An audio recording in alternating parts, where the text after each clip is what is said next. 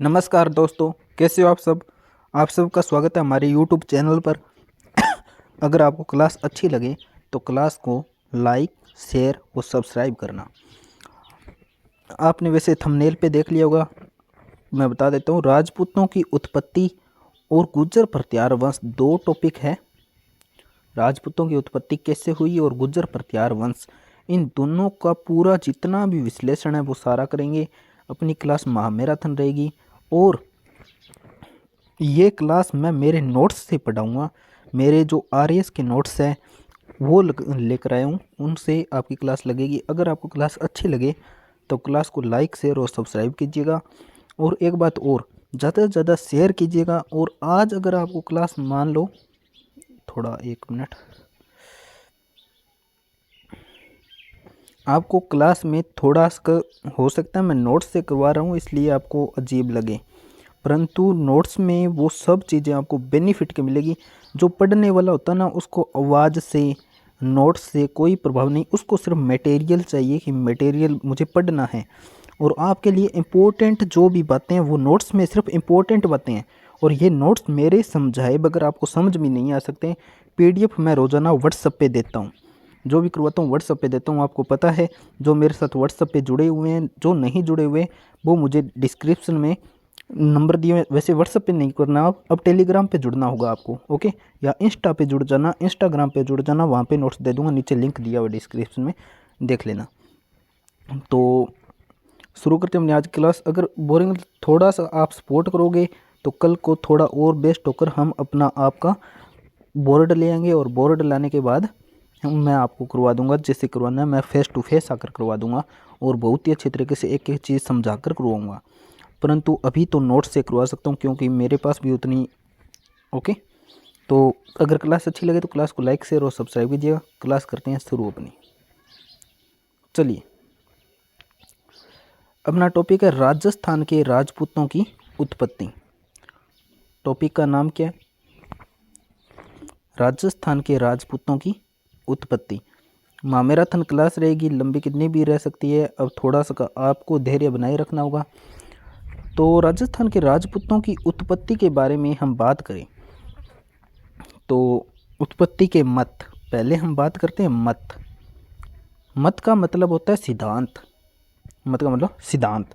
सिद्धांत क्या क्या दिए गए हैं, किन के द्वारा क्या क्या विचार दिए गए हैं कि राजपूतों की उत्पत्ति ऐसे नहीं है। क्लियर कोई नहीं बता सकता कहाँ से उत्पत्ति हुई है।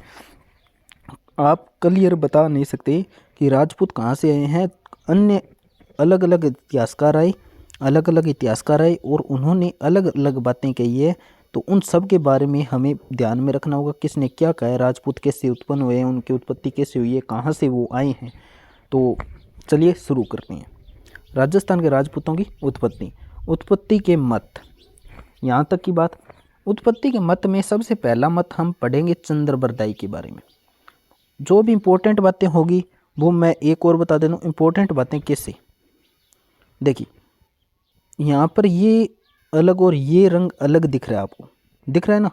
ये रंग अलग क्यों दिख रहा है? कारण है क्योंकि ये मैंने किया है, ये पुरानी परीक्षा में आया हुआ क्वेश्चन है कि अग्निकुंड से कौन कौन सी जातियाँ उत्पन्न हुई है।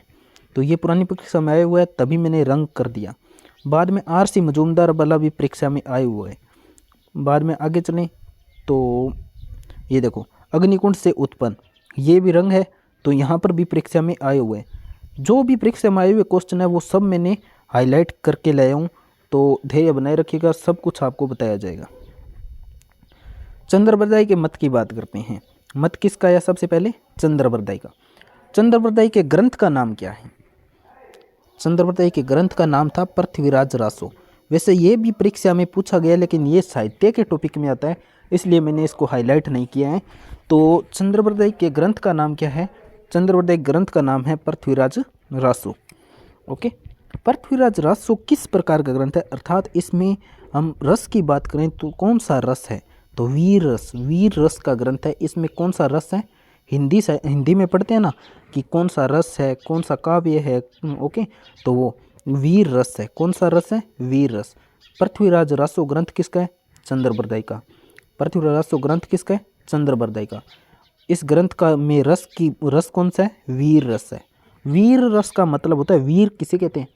जो वीर हो, तेजस्वी हो, जो मतलब कि जीतता हो, जो युद्ध में विजयी हो, हम कहते हैं राजपूत वीर। राजपूत वीर होते हैं, राजपूतों को वीर भी कहा जाता है। ओके, जो कि युद्ध विजेता हो उसे वीर कहते हैं। ओके, तो यहाँ पर वीर रस का ग्रंथ, वीर रस का ग्रंथ है, यानी कि ये युद्ध से संबंधित या युद्धों के बारे में बताने वाला ग्रंथ है और वीरों के इतिहास बताता है, वीरों का इतिहास बताता है। वो ग्रंथ कौन सा है? पृथ्वीराज रासो है। पृथ्वीराज रासो में भाषा कौन सी यूज की हुई है? तो पृथ्वीराज रासो जो ग्रंथ है उसमें भाषा पूछे तो भाषा पिंगल। किस भाषा में है? पिंगल भाषा में। एक डिंगल आती है, एक पिंगल आती है। तो पृथ्वीराज रासो कौन सी भाषा में है? पिंगल में है। पृथ्वीराज रासो पिंगल में है। ओके, तो यहाँ पे 3 पॉइंट समझ लिए हमने। नेक्स्ट, चंद्रवरदाई का वास्तविक नाम। पृथ्वीराज रासो जो ग्रंथ है इसमें चंद्रवरदाई का वास्तविक नाम बताया गया है। तो चंद्रवरदाई का वास्तविक नाम क्या है? तो चंद्रवरदाई का वास्तविक नाम पृथ्वी भट्ट या वलादी भट्ट है। क्या नाम है? पृथ्वी भट्ट या वलादी भट्ट। पृथ्वी भट्ट या वलादी भट्ट। ओके, इस ग्रंथ को पूरा किसने किया? कौन से ग्रंथ को? तो पृथ्वीराज रासो। पृथ्वीराज रासो ग्रंथ को पूरा किसने किया? तो पूरा किया था जलहण ने। तो जलहण कौन था?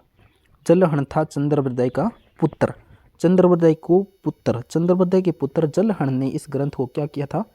पूरा किया था। यहाँ तक की बातें हुई क्लियर। अब पूछा जाता है, जैसे जैसे ये तीर चलते जाएंगे, ये पृथ्वीराज रासो की जानकारी है सब कुछ। पृथ्वीराज रासो के अंदर क्या है? तो जलहण ने इसको पूरा किया था, पूरा किया जलहण ने। पृथ्वीराज रासो का उदारक किसे माना जाता है? पृथ्वीराज रासो जो ग्रंथ है इसका उदारक किसे कहा जाता है? तो उदारक कहा जाता है कर्नल जेम्स टोड को। पृथ्वीराज रासो ग्रंथ का उदारक किसे कहा जाता है? कर्नल जेम्स टोड को। जानकारी, पृथ्वीराज रासो जो ग्रंथ है ये जानकारी किस चीज़ की देता है? तो ये जानकारी देता है कि, अब ये बात ध्यान से सुनना, इसमें जानकारी किस चीज़ की मिलती है पृथ्वीराज रासो ग्रंथ में? तो इसमें जानकारी मिलती है कि मुनि वशिष्ठ नाम का एक ज्ञानी था, मुनि वशिष्ठ नाम का एक साधु था, उसने आबू पर्वत पर एक यज्ञ करवाया था। उस यज्ञ का नाम था अग्निकुंड यज्ञ। मुनि वशिष्ठ ने आबू पर्वत पर एक यज्ञ करवाया था, यज्ञ का नाम क्या था? अग्निकुंड यज्ञ।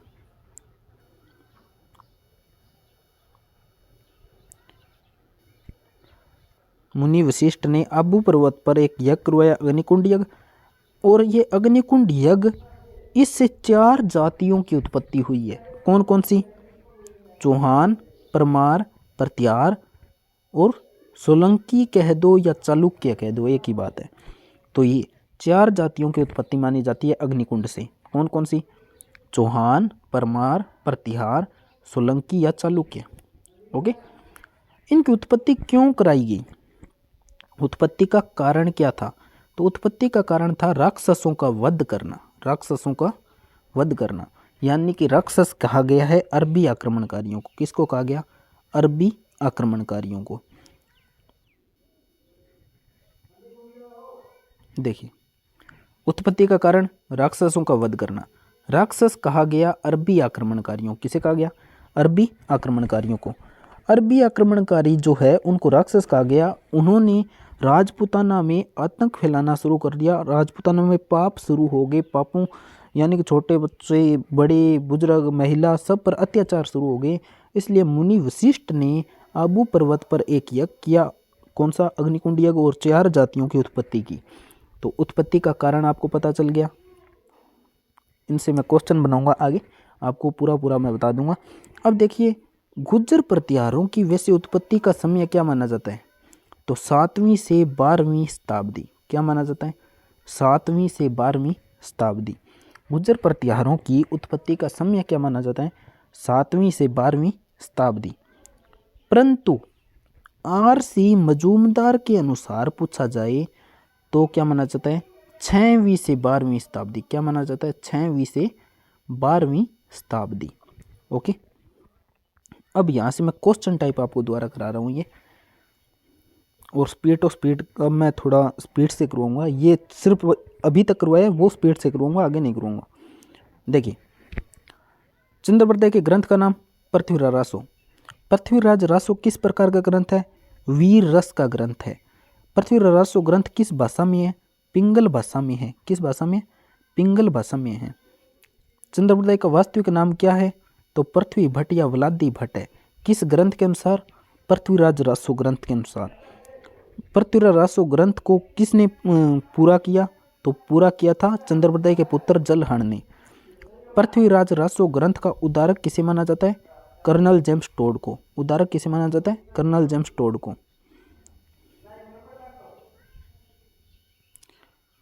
पृथ्वीराज रासो से जानकारी क्या मिलती है? कि मुनि वशिष्ठ ने आबू पर्वत पर एक यज्ञ करवाया, अग्निकुंड यज्ञ, और 4 जातियों की उत्पत्ति की। चौहान, परमार, प्रत्यार और सोलंकी या चालुक्य।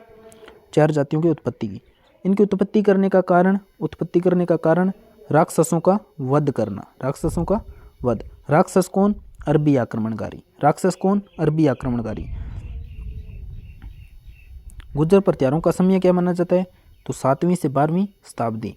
आरसी मजूमदार के अनुसार गुर्जर प्रत्यारों का समय क्या माना जाता है? 6वीं से 12वीं शताब्दी। मुनि वशिष्ठ और अग्निकुंड के बारे में जानकारी किस ग्रंथ से मिलती है? तो पृथ्वीराज रासो ग्रंथ से। पृथ्वीराज रासो ग्रंथ किसका है? चंद्रप्रदाय का। इस प्रकार से क्वेश्चन बनाकर पढ़ना, याद हो जाएगा। ओके, अब ने करते हैं नेक्स्ट बात। दूसरा इतिहासकार कौन आता है? दूसरे इतिहासकार आते हैं नयनचंद्र सूरी। कौन है? नयनचंद्र सूरी। नयनचंद्र सूरी का एक ग्रंथ है हमीर महाकाव्य। कौन सा ग्रंथ है? हमीर महाकाव्य। हमीर महाकाव्य। तो पूछा जाता है हमीर महाकाव्य ग्रंथ किसका है? तो नयनचंद्र सूरी का। और जो आरएएस की तैयारी कर रहे हैं ना, जो आरएएस की तैयारी कर रहे हैं, वो ग्रंथ पर पूरा ध्यान देना, क्योंकि ये ग्रंथ उनसे ज़्यादा पूछे जाते हैं कि हमीर महाकाव्य ग्रंथ किसका है, पृथ्वीराज रासो ग्रंथ किसका है। तो ये ग्रंथ जो भी है ये आरएएस में पूछे जाते हैं लगभग। तो नयनचंद्र सूरी का ग्रंथ क्या है? हमीर महाकाव्य। और नयनचंद्र सूरी के अनुसार राजपूतों की उत्पत्ति, यानी कि राजपूत यानी कि राजवंश कह दो चाहे राजपूत, राजपूतों की उत्पत्ति किन से हुई है? राजपूत क्या है? राजपूत सूर्यवंशी या अर्थात सूर्य की संतान है। सूर्यवंशी या सूर्य के वंश से चले आ रहे हैं राजपूत। किसके अनुसार? नयनचंद्र सूरी के अनुसार। नयनचंद्र सूरी का ग्रंथ हमीर महाकाव्य। हमीर महाकाव्य में राजपूतों की उत्पत्ति किससे बताइए? सूर्यवंशी बताइए। क्या बताइए? सूर्यवंशी। और पृथ्वीराज रासो में क्या बताई थी? अब मैं सिर्फ वही करूँगा। देखिए, चंद्रप्रदाय के अनुसार या पृथ्वीराज रासो के अनुसार राजपूतों की उत्पत्ति किससे हुई है? तो राजपूतों की उत्पत्ति चंद्रप्रदाय या पृथ्वीराज रासो के अनुसार राजपूतों की उत्पत्ति किससे हुई है? अग्निकुंड से। किससे हुई है? अग्निकुंड से। ओके, परंतु नयनचंद्र सूरी के अनुसार राजपूतों की उत्पत्ति किससे हुई है? नयनचंद्र सूरी के अनुसार राजपूतों की उत्पत्ति, राजपूत क्या है? सूर्यवंशी है। या हमीर महाकाव्य ग्रंथ के अनुसार राजपूतों की उत्पत्ति सूर्यवंशी है या सूर्य से हुई है। नेक्स्ट, अब हम बात करें तो अगला आता है तीसरा इतिहासकार अपना सीवी वेद। 2 इतिहासकारों की हमने बात कर ली है। तीसरे इतिहासकार है सीवी वेद। सीवी वेद। ओके, जिसको समझ में आ रहा है, अच्छे से क्लास अच्छी लग रही है, वो क्लास को लाइक, शेयर और सब्सक्राइब कर दीजिएगा प्लीज़। तो सीवी वेद के अनुसार राजपूतों को क्या कहा है? सीवी वेद ने राजपूतों को क्या कहा है? तो सीवी वेद ने राजपूतों को विशुद्ध भारतीय कहा है। क्या कहा है? विशुद्ध भारतीय। कि राजपूत कौन है? तो विशुद्ध भारतीय। मैं एक क्वेश्चन करता हूँ सिंपल सा। सीवी वेद के अनुसार राजपूतों को माना जाता है, सीवी वेद के अनुसार राजपूतों को माना जाता है, क्या माना जाता है? तो विशुद्ध भारतीय। क्या माना जाता है? विशुद्ध भारतीय। अब एक क्वेश्चन आपको कमेंट में बताना है। एक और क्वेश्चन छोटा सा करता हूँ। राजपूतों को विशुद्ध भारतीय कहने वाले इतिहासकार का नाम बताइए।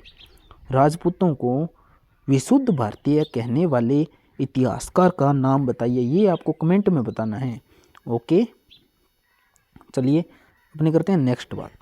तो 3 इतिहासकारों की हमने बात कर ली है। सीवी वेद के अनुसार क्या विशुद्ध भारतीय है। नेक्स्ट आते हैं डॉक्टर GH ओझा, यानी कि गौरी शंकर हीराचंद ओझा।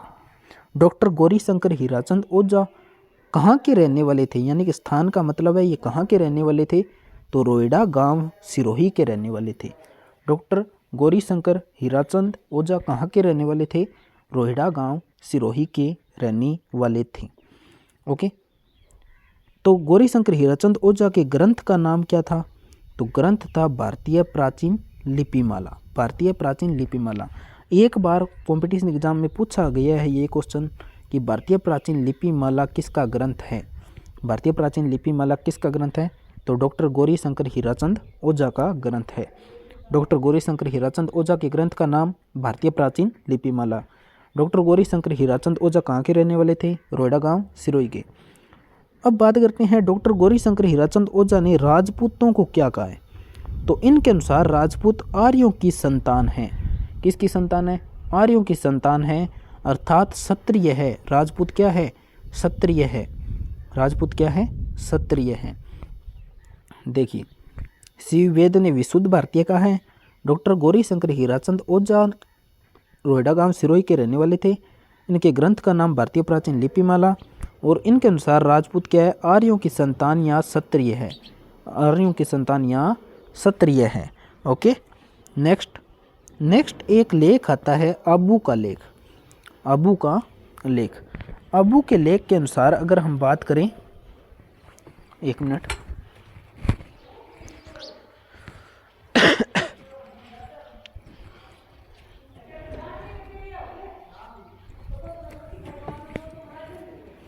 नेक्स्ट आते हैं अबू का लेख।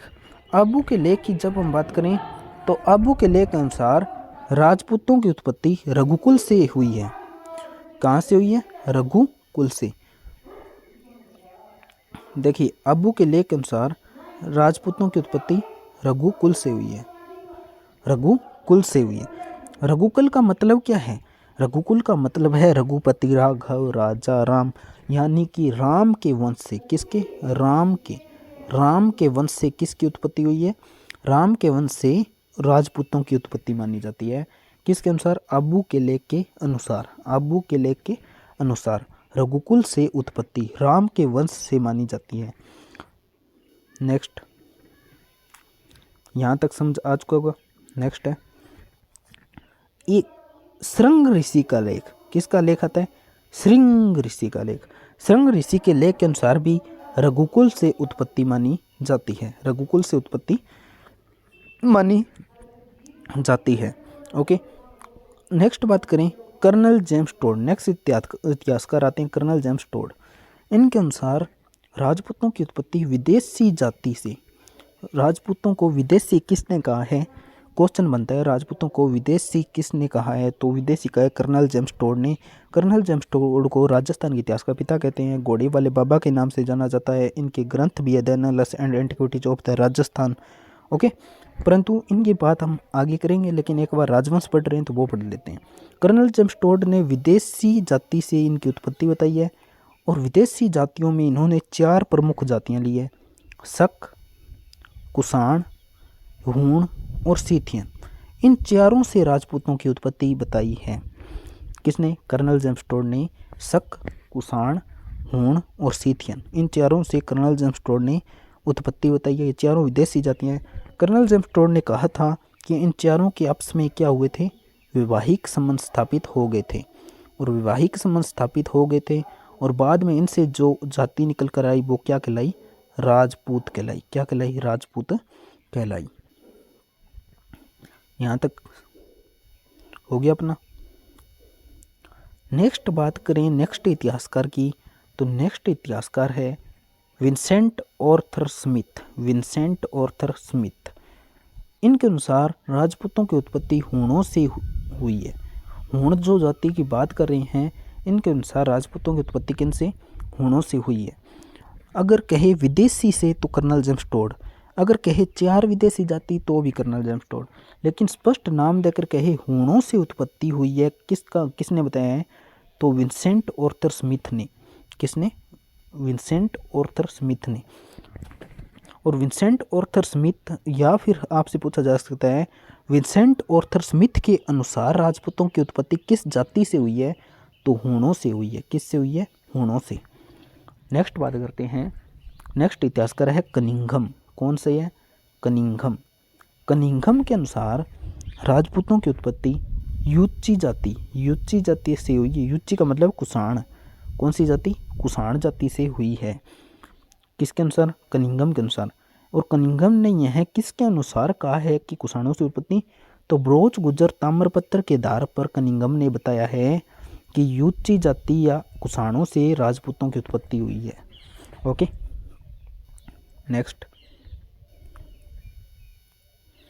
नेक्स्ट बात है डॉक्टर दशरथ शर्मा। डॉक्टर दशरथ शर्मा की बात करें तो इनके अनुसार ब्राह्मणों से उत्पत्ति हुई है। राजपूतों की उत्पत्ति किससे हुई? ब्राह्मणों से हुई है। और इनके ग्रंथ का नाम है, डॉक्टर दशरथ शर्मा के ग्रंथ का नाम क्या है? The early Chauhan dynasties. The early Chauhan dynasties किसका ग्रंथ है? ये पूछा जा चुका है परीक्षा में। तो ये ग्रंथ है डॉक्टर दशरथ शर्मा का, द अर्ली चौहान डायनेस्टीज। इनके अनुसार राजपूतों की उत्पत्ति ब्राह्मणों से हुई है। नेक्स्ट जानकवि की बात करते हैं। जानकवि के अनुसार, जानकवि के ग्रंथ का नाम बताइए। तो जानकवि के ग्रंथ का नाम है कायम रासो ग्रंथ। कायम रासो ग्रंथ जानकवि का ग्रंथ है। और कायम रासो ग्रंथ के अनुसार या जानकवि के अनुसार अजमेर व सांबर के चौहानों की उत्पत्ति, अजमेर और सांबर के चौहानों की उत्पत्ति वत्स गोत्रीय ब्राह्मण से मानी जाती है। किससे मानी जाती है?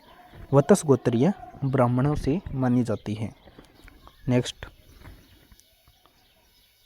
एक और बात करते हैं, एक लेख आता है बिजोलिया लेख। बिजोलिया का लेख, बिजोलिया के लेख के अनुसार शाकंभरी के चौहानों की उत्पत्ति वत्स गोत्रीय ब्राह्मण से हुई है।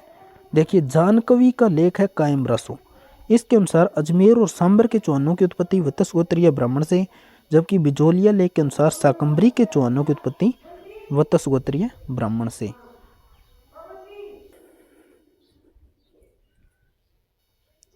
देखिए, यहाँ तक आपने बात कर ली है कि जानकवि, जानकवि का ग्रंथ कौन सा है? जानकवि ग्रंथ कायम रासो ग्रंथ। अजमेर के सांबर चौहान, अजमेर के चौहान और सांबर के चौहान थे, उनको वत्स गोत्रीय ब्राह्मण का है। और बिजोलिया लेख में शाकंभरी के चौहानों को वत्स गोत्रीय ब्राह्मण का है। चलते हैं नेक्स्ट। एक और है अपनी, उनके बारे में थोड़ा देख लो बाद में। देखिए, doctor P Chattopadhyay, doctor P Chattopadhyay के अनुसार राजपूतों की उत्पत्ति किससे हुई है? मिश्रित सिद्धांत से। किससे हुई? मिश्रित सिद्धांत से। यानी कि कई जातियों का मिश्रण होकर राजपूतों की क्या हुई है? उत्पत्ति हुई है। क्या हुई है? उत्पत्ति। किसके अनुसार?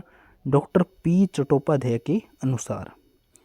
यहाँ तक बात कर ली। अब मैं सिर्फ अपना नेक्स्ट टॉपिक मैंने कहा था गुर्जर प्रत्यार वंश रहेगा, परंतु उससे पहले अपने जो इम्पोर्टेंट क्वेश्चन हैं वो सभी मैं बता देता हूँ। इसमें यहाँ से हमने शुरू किया था वो सभी यहाँ पर मैं कर रहा हूँ। आपको ज़्यादा वक्त नहीं दूंगा, देखते रहना ध्यान से, जो लिख रहा है वो भी ठीक है। हाँ, लिखना आपको मैं एक और बता रहा हूँ कि छोटी क्लासें रोज़ाना लेकर आते हैं ना, छोटी क्लासों से आपको कुछ भी लिखना नहीं है। हाँ, रफ कॉपी में लिखना चाहो लिख सकते हो, लेकिन बड़ी क्लासें में जैसे ये महामैराथन लेकर आया हूँ तो इसमें सब कुछ जितना भी है वो सब कराऊंगा, तो ये आप लिख भी सकते हो। इसमें मैं आपको इम्पोर्टेंट भी बताऊंगा, पुरानी परीक्षा में आए हुए भी बताऊंगा, लेकिन छोटी क्लासों में ना तो मैं पुरानी परीक्षा में आए हुए बताता हूँ ना कोई बात। ओके, बड़ी क्लास में बताता हूँ। छोटी क्लासें देखो, बड़ी क्लास फिर मैं उस टॉपिक पर लाऊंगा, तो बड़ी क्लास से आप लिख भी लेना चाहिए। ओके, देखिए, इतिहासकार कौन? चंद्रबरदाई। चंद्रबरदाई के ग्रंथ का नाम पृथ्वीराज रासो। ये इंपॉर्टेंट बातें हैं वो लिख रहा हूँ। पृथ्वीराज रासो में वीर रस ये सब बातें कर ली, लेकिन अब इम्पोर्टेंट है कि उत्पत्ति, राजपूतों की उत्पत्ति के बारे में कर रहे हैं तो वो बता रहा हूँ। तो ग्रंथ पृथ्वीराज रासो, और पृथ्वीराज रासो के अनुसार राजपूतों की उत्पत्ति किससे? राजपूतों की उत्पत्ति किससे? अग्निकुंड से। किससे हुई है? अग्निकुंड से। अग्निकुंड से 4 जातियों की उत्पत्ति हो गई। 4 जातियों की उत्पत्ति।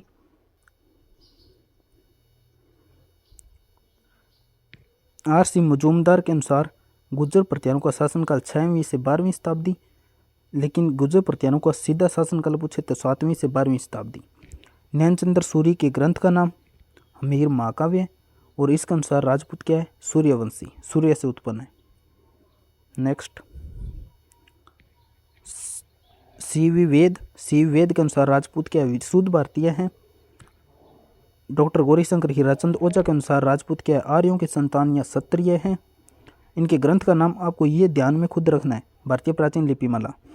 अबू के लेख के अनुसार राजपूत क्या है? रघुकुल से उत्पत्ति हुई है राजपूतों की। इंपॉर्टेंट बातें मैं सिर्फ अंडरलाइन कर रहा हूँ। श्रृंग ऋषि के लेख के अनुसार राजपूतों की उत्पत्ति रघुकुल से उत्पत्ति हुई है। कर्नल जेम्स टोड के अनुसार विदेशी जाति से उत्पन्न हुई है। ये जाति जो थी आप ध्यान रखो तो रख लेना, परंतु विदेशी जाति इतना जरूर ध्यान रखना। इंपॉर्टेंट बातें हैं जो परीक्षा में आए हुए हैं। विसेंट ऑर्थर स्मिथ के अनुसार राजपूतों की उत्पत्ति हूणों से हुई है, हूणों से उत्पत्ति। कनिंगम के अनुसार राजपूतों की उत्पत्ति कनिंगम के ब्रोच गुजर ताम्रपत्र के आधार पर राजपूतों की उत्पत्ति यूची जाति अर्थात कुषाणों से हुई है। डॉक्टर दशरथ शर्मा के अनुसार राजपूतों की उत्पत्ति ब्राह्मणों से उत्पत्ति हुई है। ग्रंथ नाम याद रखना चाहो रख लेना, the early Chauhan dynasties.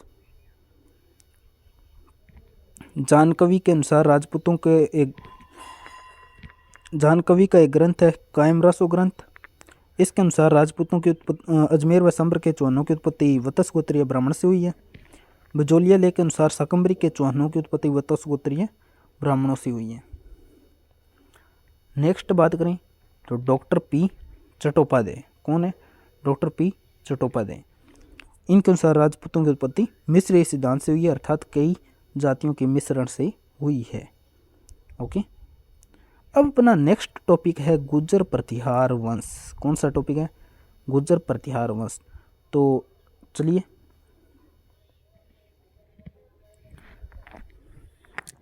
Ready हो नेक्स्ट टॉपिक के लिए? नेक्स्ट टॉपिक है गुर्जर प्रतिहार वंश। कौन सा है? गुर्जर प्रतिहार वंश। गुर्जर प्रतिहार वंश की अगर हम बात करें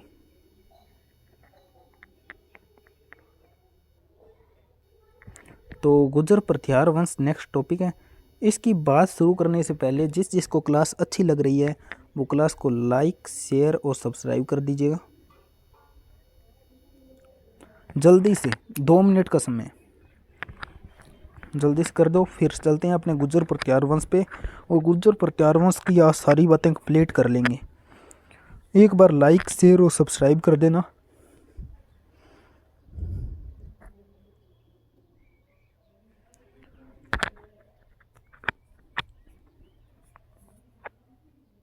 और जो जो ऐसी क्लास, ये अपनी पहली संडे की महामैराथन क्लास है, जो जो इसके बाद महामैराथन क्लासें और देखना चाहता है या फिर ऐसे चाहता है कि हम हर हफ्ते हर संडे को एक महामैराथन क्लास ऐसी ही लेकर आएँ, वो कमेंट कर देना। ओके, कमेंट करोगे तो मुझे पता चलेगा हाँ कितने कमेंट आते हैं, कौन कौन चाहता है। तो मैं प्रत्येक संडे को रात्रि 8:15 बजे किसी ना किसी टॉपिक पर महामैराथन क्लास ज़रूर लाया करूँगा। ओके,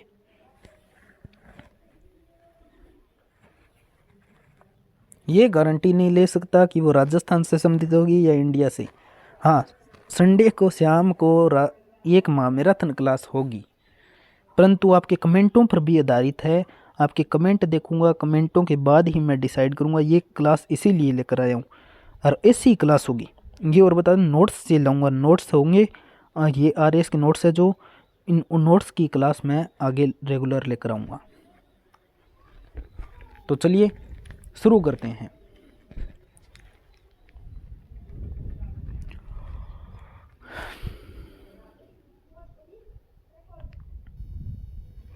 देखिए, गुर्जर प्रतिहार वंश की बात शुरू करें तो प्रतिहार शब्द का अर्थ क्या होता है?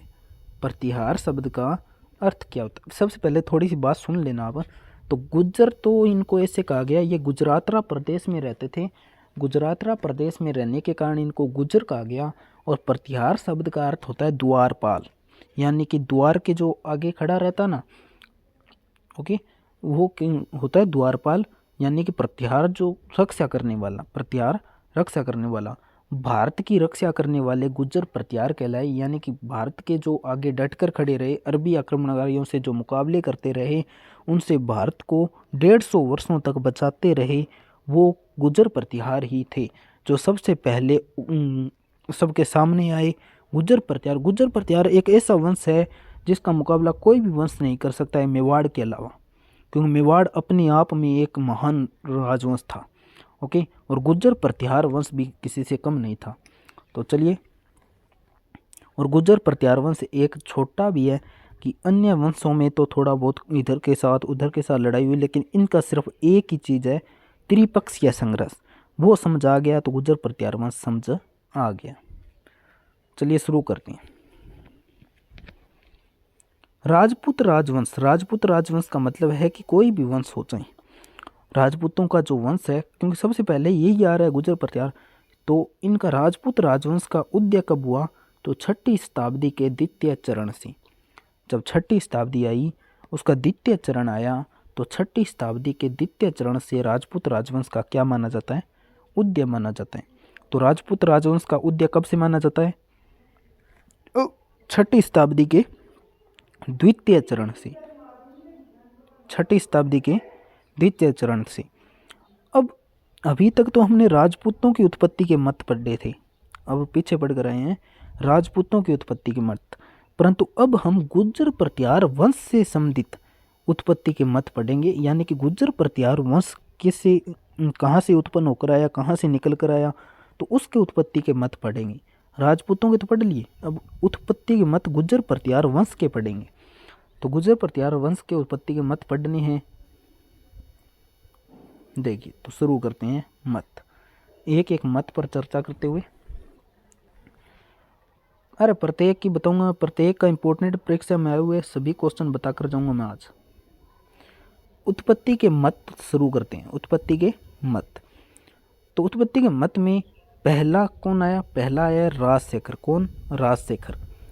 राजशेखर एक शासक आता है, जो पहली बार पढ़ रहा है वो ध्यान रखना, आगे एक शासक आएंगे महेंद्रपाल प्रथम और महिपाल।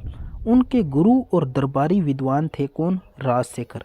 महेंद्रपाल प्रथम और महिपाल के गुरु और दरबारी विद्वान कौन थे? राजशेखर। राजशेखर की एक रचना है। राजशेखर की क्या है? रचना। राजशेखर की एक रचना है विद्यसाल भंजिका। रचना का नाम क्या है? विद्यसाल भंजिका। तो पूछा जाता है विद्यसाल भंजिका किसकी रचना है? तो राजशेखर की रचना है। राजशेखर के अनुसार, राजशेखर ने विद्यसाल भंजिका में कहा है, क्या कहा है कि गुर्जर प्रतिहार वंश के जो राजपूत थे वो रघुवंशी कुल से या सूर्यवंशी क्षत्रिय है, या तो वो राम के वंश से चले आ रहे हैं, राम के वंश से चले आ रहे हैं, या फिर वो सूर्य के वंश से चले आ रहे हैं। किसने कहा? राजशेखर ने कहा है। तो राजशेखर के अनुसार गुर्जर प्रतिहारों की उत्पत्ति रघुवंशी कुल या सूर्यवंशी क्षत्रियों से मानी जाती है। राजशेखर के ग्रंथ का नाम विद्यसाल भंजिका। ग्रंथ का नाम विद्यसाल भंजिका। और राजशेखर के अनुसार गुर्जर प्रतिहारों की उत्पत्ति रघुवंशी कुल या सूर्यवंशी क्षत्रिय।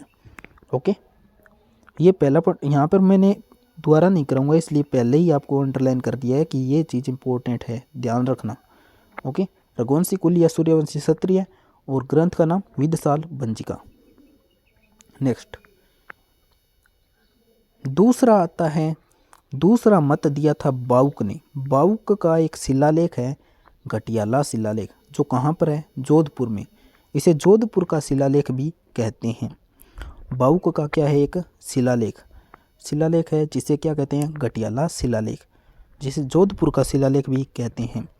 और इस बाउक के घटियाला शिलालेख के अनुसार गुर्जर प्रतिहार क्या है?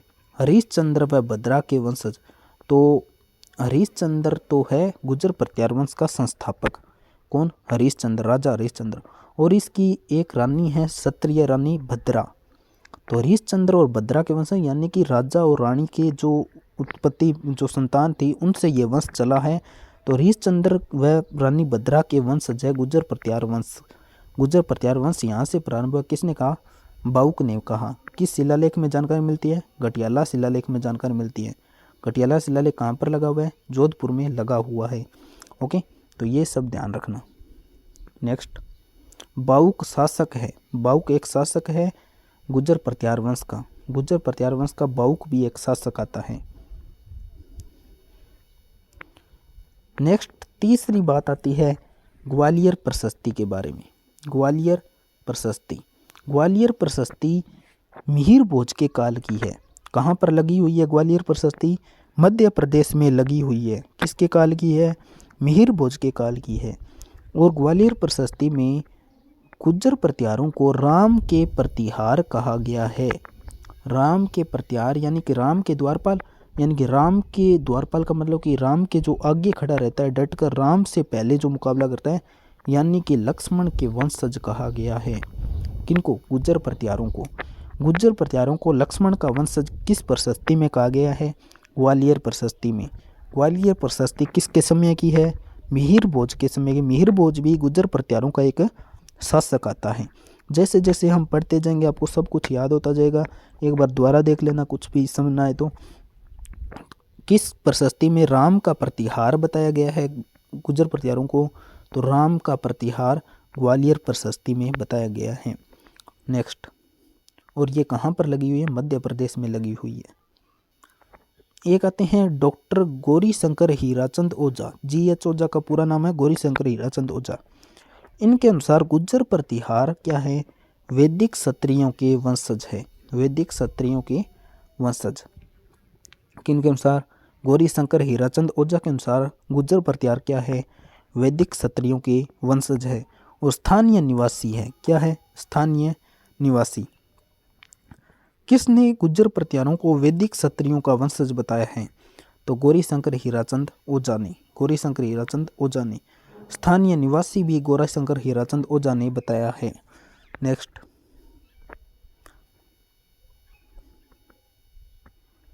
नेक्स्ट, बात करते हैं। तो नेक्स्ट मैंने बताया था चंद्रबरदाई के ग्रंथ पृथ्वीराज रासों में अग्निकुंड से उत्पत्ति बताई है 4 जातियों की, जिसमें प्रतिहार भी आते हैं। यानी कि गुज्जर प्रतिहार की उत्पत्ति कहाँ से हुई है? अग्निकुंड से। मुनि वशिष्ठ ने एक यज्ञ करवाया था, उससे उत्पत्ति हुई है किसकी? गुज्जर प्रतिहारों की। ये बात किसने की है? चंद्रबरदाई ने अपने ग्रंथ पृथ्वीराज रासों में कही है। तो ये भी ध्यान रखना, और आया हुआ है मैंने कहा था। नेक्स्ट, गुज्जर प्रतिहार राजवंश की शाखाएं। अगर शाखा की बात करें तो इसकी 3 शाखा होती है। 3 शाखा है। गुज्जर प्रतिहार राजवंश की कितनी शाखा है? 3, जिसमें से 2 प्रमुख है। 2 प्रमुख है। मंडोर और भीनमाल तो सबने सुना है, पर राजौरगढ़ का क्वेश्चन किस में पूछा जाता है? RS में या IAS में। ये शाखा एक अलग रुतबा रखती है, राजौरगढ़ शाखा। इसका क्वेश्चन बड़े एग्जामों में आता है, छोटे मोटे एग्जामों में नहीं आता। और राजौरगढ़ शाखा अलवर में है, भीनमाल शाखा जालोर में है और मंडोर शाखा जोधपुर में है। ये ध्यान रखना। कितनी शाखाएं? 3। हम कितनी पढ़ेंगे? 3 पढ़ेंगे। ओके, तो तीनों शाखा पढ़ेंगे। क्यों? RS लेवल की कर रहे हैं तो RS लेवल का पढ़ना पड़ेगा। तो मंडोर शाखा, भीनमाल शाखा और राजौरगढ़ शाखा। मुणोत नैणसी एक इतिहासकार आते हैं, उन्होंने राजपूतों की कितनी शाखाएं बताई है? 36 शाखाएं। कितनी शाखाएं बताई? 36 शाखाएं। मुणोत नैणसी के अनुसार राजपूतों की कितनी शाखाएं? 36 शाखाएं। जिनमें से गुज्जर प्रतिहारों की कितनी शाखाएं? तो 26 शाखाएं। कितनी शाखाएं? 26 शाखाएं। देखिए, मुणोत नैणसी के अनुसार राजपूतों की कितनी शाखाएं? 36 शाखाएं। गुज्जर प्रतिहारों की कितनी शाखाएं? 26 शाखाएं। ओके, और जिसमें से 3 की हम बात करेंगे, मंडोर, भीनमाल, राजौरगढ़। राजौरगढ़ अलवर में है, भीनमाल जालोर में है और मंडोर जोधपुर में है। ध्यान रखना। नेक्स्ट बात करें, प्रतिहार जो थे, प्रतिहारों के समय पदाधिकारी जो पद पर आसीन थे, जो राजवंश में कामकाज करते थे, उनको क्या कहा जाता था? राजपुरुष कहा जाता था। क्या कहा जाता है? राजपुरुष। प्रतिहार काल में पदाधिकारियों को क्या कहा जाता था? ये क्वेश्चन आया हुआ है। तो क्या कहा जाता था? राजपुरुष कहा जाता था। क्या? राजपुरुष। एक ध्रुव प्रथम एक शासक आता है, ध्रुव प्रथम। ओके, ये राष्ट्रकूट वंश का शासक है। कहाँ का? राष्ट्रकूट वंश का। राष्ट्रकूट वंश भारत के दक्षिण में पड़ता है। भारत के दक्षिण में पड़ता था। ध्रुव प्रथम किस वंश का शासक है? तो राष्ट्रकूट वंश का शासक है। आगे चलकर सब आपको पता चल जाएगा कौन क्या है। मैं पहले से ये थोड़े बीच में इसलिए बता रहा हूँ कि आगे आपको समझने में प्रॉब्लम ना हो। तो गंगा और यमुना जो है, इनके चिन्ह हैं। इनके चिन्ह राष्ट्रकूट के कुल चिन्हों में शामिल किए थे। किसने? ध्रुव प्रथम ने। राष्ट्रकूट वंश के शासक ध्रुव प्रथम ने गंगा और यमुना के जो चिन्ह थे, क्या थे? चिन्ह, उनको राष्ट्रकूट के कुल चिन्हों, कुल मतलब कि जितने भी इनके चिन्ह थे ना, उनमें शामिल कर लिए थे गंगा और यमुना के चिन्ह को। तो पूछा जाता है गंगा और यमुना के चिन्हों को राष्ट्रकूट के कुल चिन्हों में शामिल किसने किया? तो ध्रुव प्रथम ने किया था। किसने किया? ध्रुव प्रथम ने। नेक्स्ट, एक शासक आते हैं मिहिर भोज, और मिहिर भोज के समय ग्वालियर प्रशस्ति है, और इस ग्वालियर प्रशस्ति में गुर्जर प्रतिहारों को लक्ष्मण का वंशज बताया गया। ये मैंने समझा दिया था, अभी समझाया था आपको कि मिहिर भोज की प्रशस्ति कौन सी? ग्वालियर। कहाँ पर है? ये मध्य प्रदेश में। कहाँ पर है? मध्य प्रदेश में है। मध्य प्रदेश में है। मध्य प्रदेश में थी कौन सी? ग्वालियर प्रशस्ति, और इसमें लक्ष्मण के वंशज बताया गया गुर्जर प्रतिहारों को। प्रतिहार शब्द का अर्थ है, प्रतिहार शब्द का अर्थ क्या है? द्वारपाल या द्वार रक्षक। प्रतिहार शब्द का अर्थ क्या है? द्वारपाल या द्वार रक्षक। अब हम प्रतिहार तो है आगे बहुत पढ़ा है अभी, लेकिन हम बात करें आगे है मंडोर के प्रतिहार। मंडोर के प्रतिहारों को पढ़ने से पहले आपको इंपॉर्टेंट इफेक्ट बता दूं तो अच्छा रहेगा। चलिए, गुर्जर प्रतिहारों से पहले मैंने जो भी था वो बता दिया, बार बार रिपीट करने कोई फायदा नहीं। अगर आपको दोबारा देखना हो देख लेना।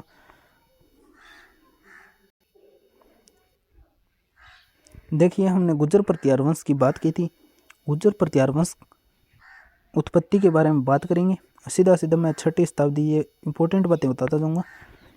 राजशेखर, राजशेखर की रचना का नाम विशाल वंचिका। मैंने पहले जो रिवीजन करवाया था उसी तरह से करूँगा। इसने क्या कहा? गुर्जर प्रतिहारों को रघुवंशी कुल या सूर्यवंशी क्षत्रिय का है। बाऊ के एक शासक आता है, इसका शिलालेख गटियाला। कहाँ पर है? जोधपुर में। इसने हरिश्चंद्र व भद्रा के वंशज बताए हैं। एक आती है ग्वालियर प्रशस्ति। ग्वालियर प्रशस्ति के अनुसार राम के प्रतिहार है, लक्ष्मण के वंशज है। एक आते हैं गौरीशंकर हीराचंद ओझा, इनके अनुसार वैदिक क्षत्रियों के वंशज है। ये ध्यान मत रखना चाहिए। एक आते हैं चंद्रबरदाई। चंद्रबरदाई के अनुसार अग्निकुंड से उत्पन्न है। शाखाएं बताई गई है 3, मंडोर, बीनमाल, राजौरगढ़। ध्यान रखना कहाँ कहाँ पर है? मंडोर जोधपुर में, बीनमाल जालौर में, राजौरगढ़ अलवर में। मनोत नैन सिंह ने राजपूतों को 36 शाखाएं बताई है, गुर्जर प्रतिहारों की 26 शाखाएं बताई है। प्रतिहार काल में पदाधिकारियों को राजपुरुष कहा जाता था। ध्रुव प्रथम राष्ट्रकूट वंश का शासक था। इसने गंगा और यमुना के जो चिन्ह थे उनको राष्ट्रकूट वंश में शामिल किया था। मिहिर भोज के समय कौन सी प्रशस्ति थी? ग्वालियर प्रशस्ति। कहाँ पर? मध्य प्रदेश में। इसमें गुर्जर प्रतिहारों को लक्ष्मण के वंशज माना गया है। प्रतिहार शब्द का अर्थ क्या होता है? तो द्वारपाल या द्वार रक्षक होता है। तो यहाँ तक गुर्जर प्रतिहारों का जो करवाया है वो मुझको लगता है आपको समझ आ गया होगा। तो चलिए नेक्स्ट बात करेंगे मंडोर के प्रतिहार।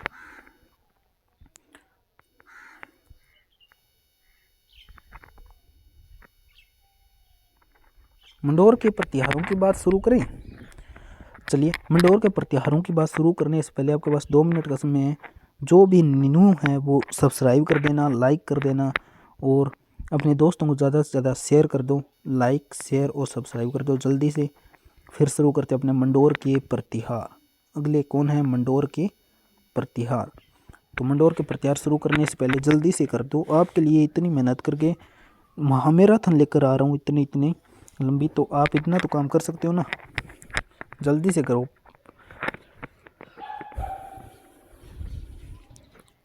और कमेंट में बताओ क्लास कैसी लग रही है, जल्दी बताओ कमेंट में जल्दी से बताओ क्लास कैसी लग रही है।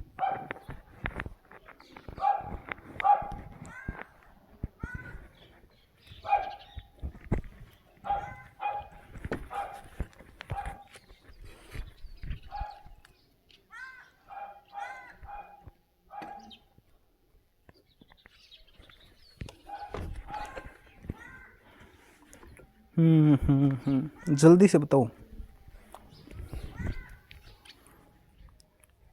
सभी ने शेयर कर दिया, लाइक कर दिया, ओके, सब्सक्राइब भी कर दो, उसके पैसे थोड़ी लगेंगे।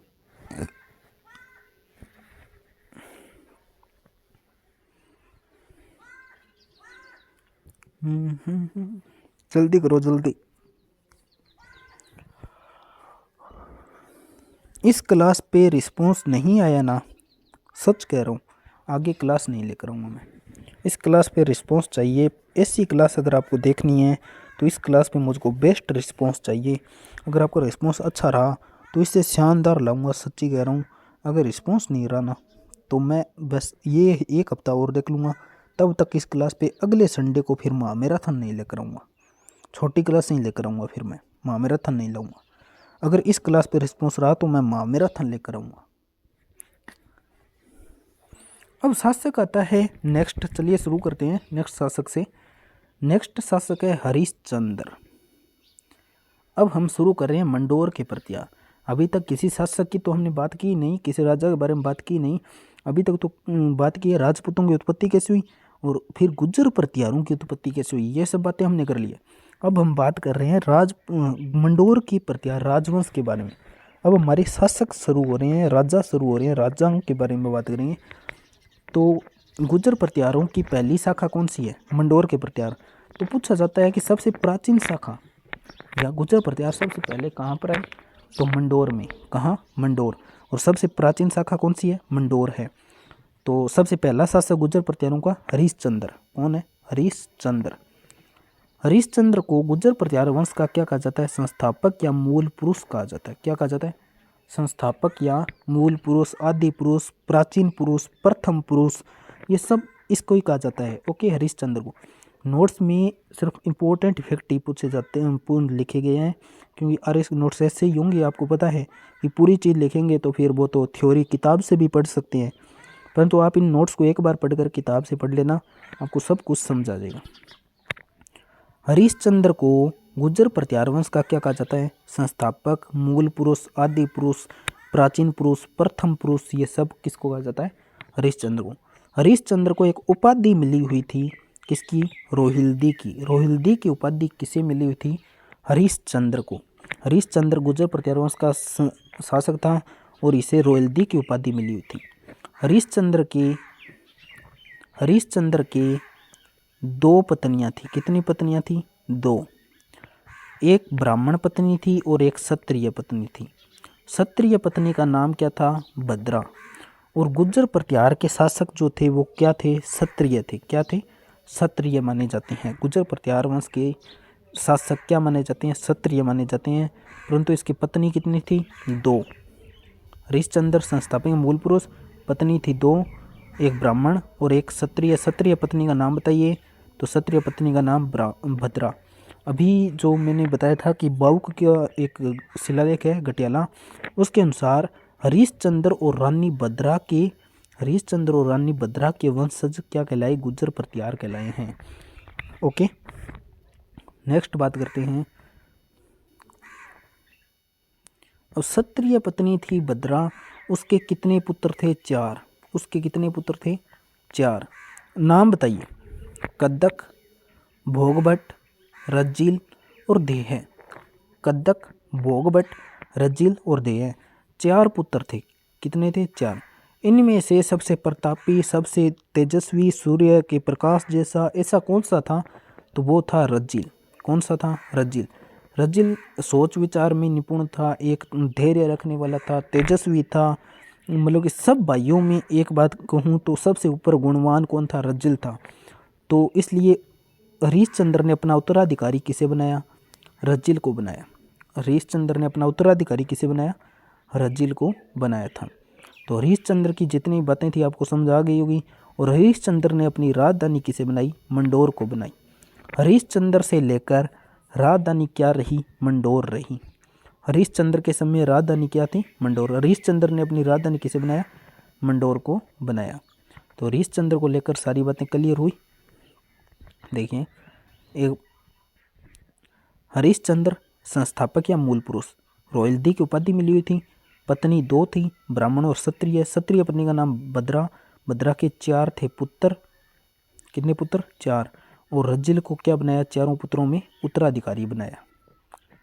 ओके। और हरिश्चंद्र ने अपनी राजधानी मंडोर को बनाई थी। नेक्स्ट बात आई रज्जिल की। रज्जिल के बारे में कोई विशेष बात नहीं आती, परंतु रज्जिल के समय राजधानी ध्यान रखना क्या थी? मंडोर। रज्जिल के समय राजधानी क्या थी? मंडोर। हरिश्चंद्र के समय राजधानी मंडोर, रज्जिल के समय भी मंडोर। अब आता है तीसरा शासक नरभट्ट। शासकों का क्रम ध्यान रखना, कभी भी पूछा जा सकता है रज्जिल के बाद शासक कौन बना, तो रज्जिल के बाद शासक बना था नरभट्ट। नरभट्ट के समय एक चीनी यात्री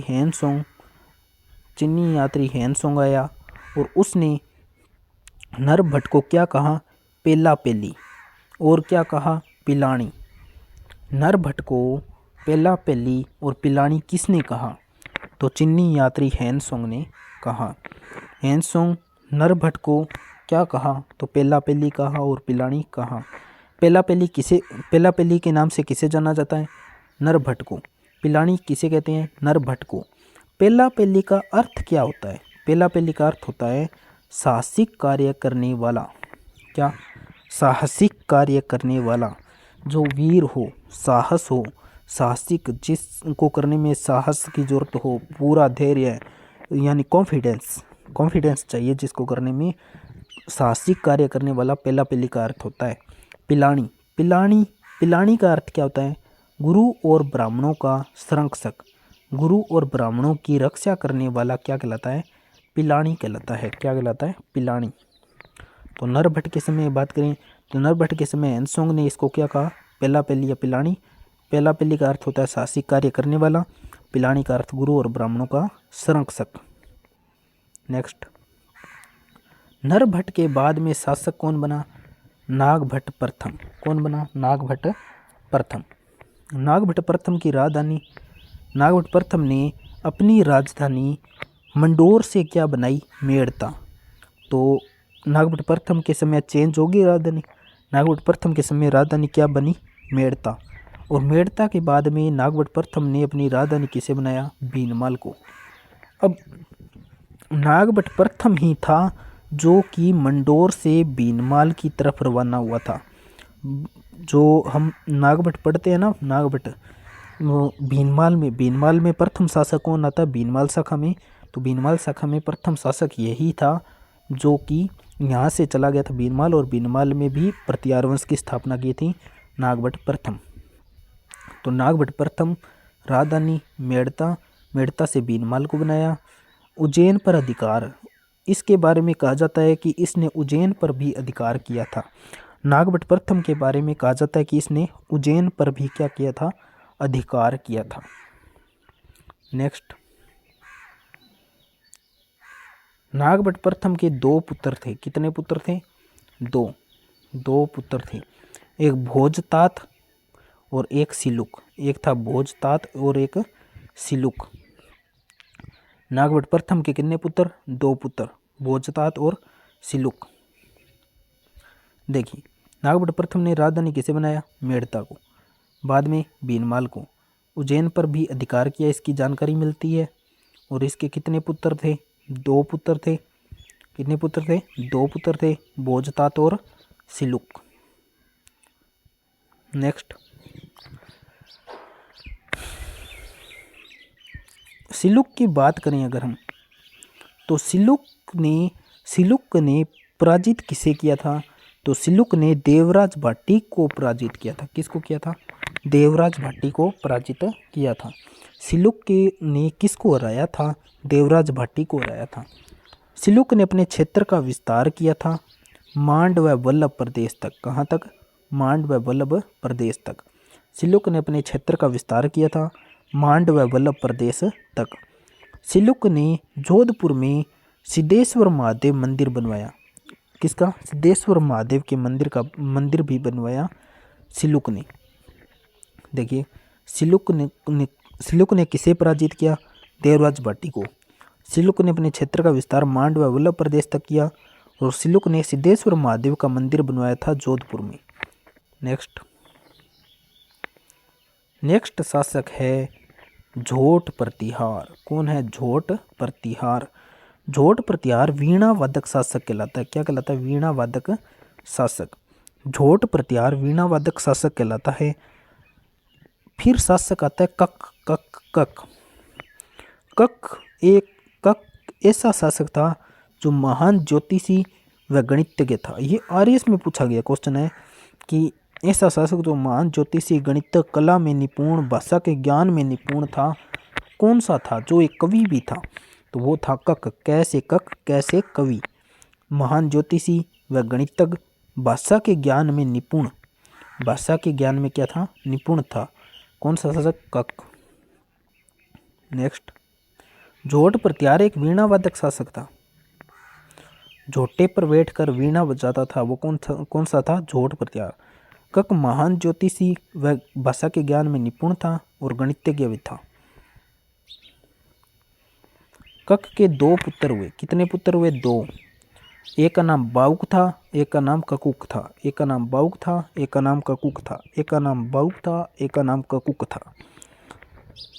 अभी मैंने बताया था बाउक की प्रशस्ति के बारे में, बताया था ना, जोधपुर में थी। ध्यान रखना। देखिए, बाउक के बारे में बात करते हैं। अगला शासक बना बाउक। कौन बना? बाउक। बाउक की एक प्रशस्ति की रचना की जो जोधपुर के विष्णु मंदिर में लगी हुई थी। कहाँ पर? जोधपुर के विष्णु मंदिर में लगी हुई थी। जिससे जानकारी क्या मिलती है कि बाउक ने मौर्य शासक को पराजित किया था। मौर्य शासक को, अब मौर्य शासक का नाम नहीं मिलता किस मौर्य शासक को पराजित किया था, परंतु ये जानकारी जरूर मिलती है कि बाउक ने किसी न किसी मौर्य शासक को पराजित किया था। ये जानकारी कहाँ से? एक प्रशस्ति है जोधपुर में विष्णु मंदिर में लगी हुई, जिससे ये जानकारी मिलती है बाउक के समय की। किसके समय की? बाउक के समय की एक प्रशस्ति है। इसके बाद में आता है ककुक। ककुक के समय का एक शिलालेख है। ककुक के समय क्या है? एक शिलालेख है। एक मिनट।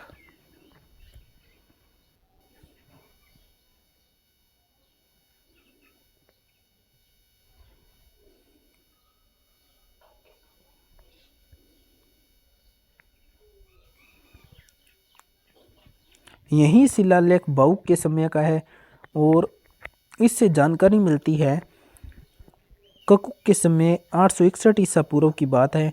गठियाला शिलालेख, गठियाला शिलालेख। और इस गठियाला शिलालेख से जानकारी मिलती है सर्वप्रथम सती होने की। क्या मिलती है? सर्वप्रथम सती होने की। सर्वप्रथम सती होने की जानकारी किस शिलालेख से मिलती है? गठियाला शिलालेख से। गठियाला शिलालेख 861 ईसा के जानकारी मिलती है सर्वप्रथम सती होने की ककुक के समय, ककुक के समय का। Next, note. एक नोट लगाकर बात याद रखना। 1395 ईस्वी में इंद्रा प्रतिहार नामक एक शासक था। कौन सा शासक? इंद्रा प्रतिहार। इंद्रा प्रतिहार भी कहते हैं, इंद्रा प्रतिहार भी कहते हैं। 1395 ईस्वी की बात है। इसने अपनी पुत्री का विवाह, इसकी एक पुत्री थी और उस पुत्री का विवाह राव चूड़ा के साथ किया था। किसके साथ किया? राव चूड़ा। और दहेज में दिया था मंडोर। तो मंडोर पर अब अधिकार किसका हो गया? राव चूड़ा का हो गया। राव चूड़ा का हो गया। 1395 ईस्वी की बात है। इंद्रा प्रतिहार नामक शासक था, उसने अपनी पुत्री का विवाह राव चूड़ा से किया और मंडोर दहेज में दिया था। तो राव चूड़ा को मंडोर दहेज में किस शासक ने दिया था? ये क्वेश्चन बनता है, तो इंद्रा प्रतिहार ने दिया था। ओके। नेक्स्ट अपनी बात आती है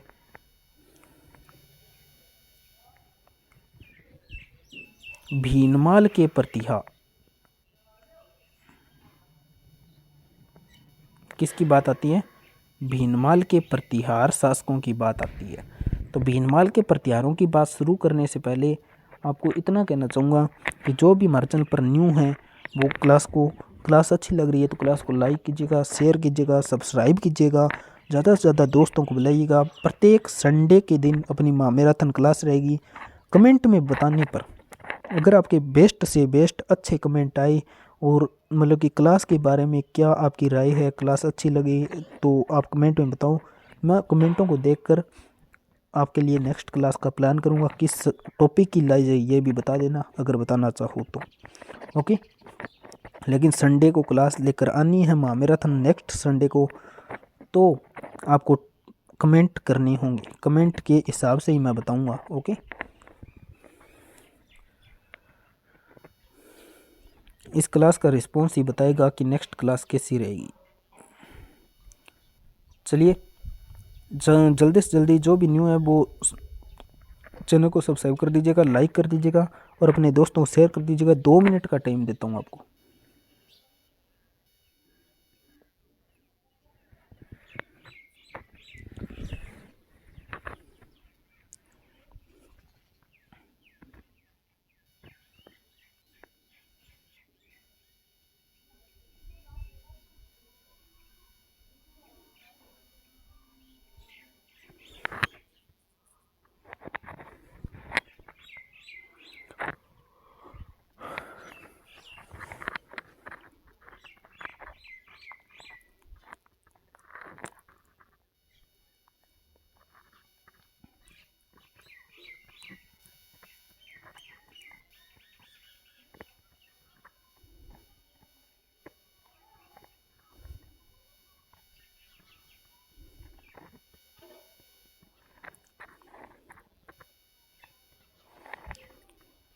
चलिए शुरू करते हैं। तब तक जिसने शेयर नहीं किया वो शेयर कर देना, मैं रिवीजन करवा रहा हूँ। अभी हमने बात की थी मंडोर के प्रतिहारों की, तो मंडोर के प्रतिहारों में रिवीजन कर लेते हैं। हरीशचंद्र को क्या माना जाता है, संस्थापक या मूल पुरुष। उपाधि बताइए, रोहिल्दी की उपाधि मिली थी, रोहिल्दी की उपाधि मिली थी। पत्नी कितनी थी, 2, ब्राह्मण और क्षत्रिय बद्रा। पुत्र कितने, 4, पुत्र कितने, 4। चारों पुत्रों में से नाम बताइए। उत्तराधिकारी किस पुत्र को बनाएगा, उत्तराधिकारी बनाया रज्जिल को। पुत्र 4, रज्जिल को उत्तराधिकारी बनाया। राजधानी हरीशचंद्र के समय मंडोर। सेकंड शासक रज्जिल, तीसरा शासक बना नरभट्ट। नरभट्ट की जब हम बात करते हैं तो नरभट्ट को एक चीनी यात्री हेनसोंग था, उसने पेला पेली और पिलानी कहा था। ये इंपॉर्टेंट है, ध्यान रखना, ये बात इंपॉर्टेंट है। पेला पेली और पिलानी कहा था। पेला पेली और पिलानी का शासकीय कार्य करने वाला और गुरु और ब्राह्मणों का संरक्षक। नागभट्ट प्रथम की बात करते हैं तो नागभट्ट प्रथम ने अपनी राजधानी चेंज करके मेड़ता को बनाया, मेड़ता के बाद भीनमाल को बनाया। जानकारी मिलती है कि इसने उज्जैन पर भी अधिकार किया था। नागभट्ट प्रथम के 2 पुत्र थे, भोजतात और सिलुक। सिलुक की बात करें तो सिलुक ने देवराज भाटी को हराया था। इसने मांड और वल्लभ प्रदेश क्षेत्र का विस्तार किया था। सिद्धेश्वर महादेव के मंदिर जो कि जोधपुर में है का निर्माण भी इसने करवाया था। झोट प्रतिहार के बारे में पता चलता है कि इसने झोटे पर बैठकर क्या बजाता था, वीणा वादक शासक था, वीणा वादक शासक। फिर आता कक, एक शासक आता कक। कक के बारे में कहें तो महान ज्योतिषी और महान गणितज्ञ व भाषा ज्ञान में निपुण शासक था। इसके भी 2 पुत्र थे, बाउक और ककुक, बाउक और ककुक। बाउक के बारे में बात करें तो बाउक ने एक प्रशस्ति की रचना की जो कि जोधपुर के विष्णु मंदिर में है, जिससे जानकारी मिलती है कि मौर्य शासक को पराजित करने की, बाउक के द्वारा मौर्य शासक को पराजित करने की। ककुक 861 ईस्वी में घटियाला शिलालेख के बारे में कहा जाता है। ये 861 ईसा पूर्व का है, ईस्वी का है, ईस्वी का है, और इससे जानकारी मिलती है सर्वप्रथम सती होने की। 1395 ईस्वी में एक इंद्रा प्रतिहार नामक शासक था, उसने अपनी पुत्री का विवाह रावचूड़ा से किया था और मंडोर क्या दे दिया था दहेज में। नेक्स्ट, अब अपने आते हैं भीनमाल के प्रतिहार। कौन से आते हैं, भीनमाल के प्रतिहार। तो जल्दी से क्लास को क्या कर दीजिए, समझ गए, अरे लाइक शेयर और सब्सक्राइब कर दीजिए। मैं शुरू करता हूँ क्लास। ओके, अब आपकी मर्जी, आप करो ना करो, मैं क्लास पूरी करवाता हूँ। भीनमाल के प्रतिहारों की जब हम बात करते हैं ना, बात किसकी है, भीनमाल के प्रतिहार शासकों के बारे में, तो इनमें नाम आता है पहला शासक नागभट्ट प्रथम। नागभट्ट प्रथम क्रम सब शासकों का ध्यान रखना कि पहले हरिश्चंद्र आया, हरिश्चंद्र के बाद में रजिल, रजिल के बाद में नरभट्ट, नरभट्ट के बाद में नागभट्ट, ऐसे क्रम ध्यान रखना सब शासकों के क्रम कि कौन सा शासक किसके बाद में आया, किससे पहले आया। ओके, कि ये ज़्यादा पूछे जाते हैं आज के टाइम में। तो अब अपना शासक आता है बीनमाल के प्रत्यारों। बीनमाल कहाँ पर है पहले ये बताओ। तो बीनमाल है जालोर में। कहाँ पर है? जालोर में। बीनमाल है जालोर में। चलिए, पहला शासक आता है नागभट्ट प्रथम। कौन सा शासक है? नागभट्ट प्रथम। नागभट्ट प्रथम का शासनकाल है 730 ईस्वी से 756 ईस्वी। 730 से 756 ईस्वी।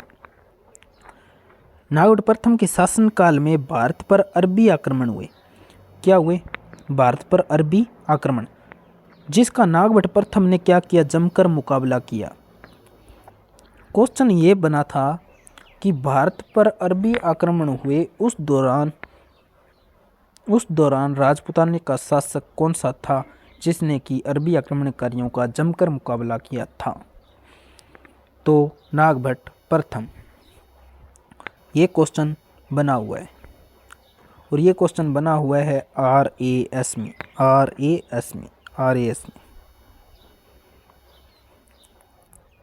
ओके, तो नागभट्ट प्रथम शासनकाल 730 ईस्वी से 756 ईस्वी। भारत पर अरबी आक्रमण इसके समय हुए, और इसने अरबी आक्रमणकारियों क्या किया? जमकर मुकाबला किया था। इसलिए अरबी आक्रमणकारियों का जमकर मुकाबला किया गया, इसलिए इसे क्या कहा? म्लेच्छों का नाशक। म्लेच्छों का नाशक, नाशक का मतलब तो नाश करने वाला, यानी कि विनाश करने वाला, मारने वाला, उनका कत्ल करने वाला, वो तो होता है नाशक। लेकिन म्लेच्छों शब्द किसके लिए प्रयुक्त हुआ है? तो म्लेच्छों शब्द अरबी आक्रमणकारियों के लिए प्रयुक्त हुआ है। म्लेच्छों शब्द किसके लिए? अरबी आक्रमणकारियों के लिए प्रयुक्त हुआ था। ये पूछा जा सकता है कि म्लेच्छों शब्द किसके लिए प्रयुक्त हुआ? अरबी आक्रमणकारियों के लिए प्रयुक्त हुआ, या फिर ये कहीं ना कहीं पूछा भी गया हो सकता है। अभी तक सिर में नहीं है, लेकिन मुझको लगता है जहाँ तक कि एक बार मैंने कहीं देखा था कि पूछा गया है म्लेच्छों शब्द का अर्थ क्या है, शाब्दिक अर्थ क्या है। तो अरबी आक्रमणकारियों संबंधित बताया जाता है। म्लेच्छों का नाशक किसे कहा गया? तो नागभट्ट प्रथम को। म्लेच्छों का नाशक कौन है? नागभट्ट प्रथम। भारत पर अरबी आक्रमणकारियों का जमकर मुकाबला नागभट्ट प्रथम ने। किसके समय अरबी आक्रमण? नागभट्ट प्रथम के समय। और इसका शासनकाल 730 से 756 ईस्वी। ध्यान रखना। नेक्स्ट, नागभट्ट प्रथम के उपनाम बताइए। तो नागभट्ट प्रथम को किस किस उपनाम से जाना जाता है? तो राम का प्रतिहार कहा जाता है नागभट्ट प्रथम को। राम का प्रतिहार का अर्थ होता है, राम के प्रतिहार का अर्थ द्वारपाल या द्वार रक्षक, और राम का द्वारपाल। ओके, इंद्र के गर्व का नाशक कहा जाता है। इंद्र के गर्व का नाशक कहा जाता है किसको? नागभट्ट प्रथम को। किसको? नागभट्ट प्रथम को इंद्र के गर्व का नाशक कहा जाता है। मेघनाथ का युद्ध विजेता कहा जाता है नागभट्ट प्रथम को। मेघनाथ का युद्ध विजेता कहा जाता है नागभट्ट प्रथम को। ध्यान रखना। प्रतिहार वंश का वास्तविक संस्थापक कौन है? प्रतिहार वंश का वास्तविक संस्थापक नागभट्ट प्रथम। प्रतिहार वंश का वास्तविक संस्थापक कौन? नागभट्ट प्रथम। प्रतिहार वंश का वास्तविक संस्थापक नागभट्ट प्रथम। ग्वालियर प्रशस्ति मैंने कहा था ना, ये देखो MP मध्य प्रदेश में। ग्वालियर प्रशस्ति कहाँ पर है? मध्य प्रदेश में। और इसमें नागभट्ट प्रथम को नारायण की उपाधि दी गई है। इसमें नागभट्ट प्रथम के लिए नारायण की उपाधि का उल्लेख हुआ है। और नागभट्ट प्रथम ने उज्जैन पर अधिकार किया था, ये मैंने पहले बता दिया था। इसने मेड़ता को अपनी राजधानी बनाया, फिर बीनमाल को बनाया। तो इसकी जानकारी मिलती है कि इसने उज्जैन पर भी अधिकार किया था। देखिए, नागभट्ट प्रथम के बारे में सारी बातें हमने कर ली है। एक प्रकार से दोबारा से कर लेते हैं। बीनमाल के प्रतिहारों के बारे में शुरू किया हमने बातें। तो नागभट्ट प्रथम का शासनकाल 730 से 756 ईस्वी। भारत पर अरबी आक्रमण कर इसके समय हुए आक्रमण, जिनका इसने जमकर मुकाबला किया, इसलिए इसे म्लेच्छों का नाशक कहा गया। म्लेच्छों का नाशक किसे कहा जाता है, ये ध्यान रखना, बस ये ध्यान रखना। इसके उपनाम राम का प्रतिहार, इंद्र के गर्व का नाशक, मेघनाथ का युद्ध विजेता। मेघनाथ का युद्ध विजेता। प्रतिहार वंश का वास्तविक संस्थापक किसे कहा जाता है? तो नागभट्ट प्रथम को। ग्वालियर पर सती मध्य प्रदेश की जो कि है नारायण की उपाधि मिली है इसमें, और उज्जैन पर अधिकार किया था, ये भी इसके बारे में उल्लेख मिलता है। नेक्स्ट शासक आता है वत्सराज प्रतिहार। नेक्स्ट शासक कौन है? वत्सराज प्रतिहार। वत्सराज की बात करें, कर ही लेते हैं, करें क्या।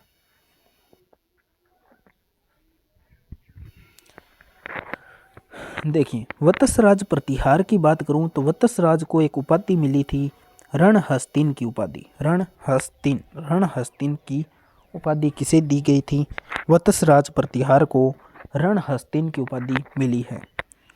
वत्सराज प्रतिहार का उपनाम युद्ध का हाथी कहा जाता है। वत्सराज को युद्ध का हाथी कहा जाता है। उपाधि रणहस्तिन की उपाधि मिली है, युद्ध का विजेता कहा जाता है। इसके समय कनौज का शासक कौन था? वत्सराज के समय कनौज का शासक था इंद्रायुध। कौन था? इंद्रायुध। और इसके समय बंगाल का शासक कौन था? वत्सराज के समय बंगाल का शासक कौन था? धर्मपाल। कौन था? धर्मपाल। वत्सराज के समय कनौज का शासक कौन था? इंद्रायुध। और बंगाल का शासक धर्मपाल। इन दोनों के साथ युद्ध किया था वत्सराज ने, और इन दोनों को ही इंद्रायुध और धर्मपाल को क्या कर दिया? पराजित कर दिया। कनौज के शासक इंद्रायुध को हराया था वत्सराज प्रतिहार ने, उसके बाद धर्मपाल को हराया था वत्सराज प्रतिहार ने।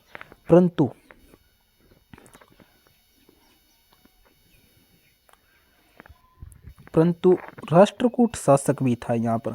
राष्ट्रकूट शासक कौन था? ध्रुव प्रथम। पहले हमने बात की थी। देखिए, ये सब बातें आपको, एक मिनट रुको, देखते हैं यहाँ पर कुछ मिल जाएगा, कुछ ना कुछ मिल जाएगा।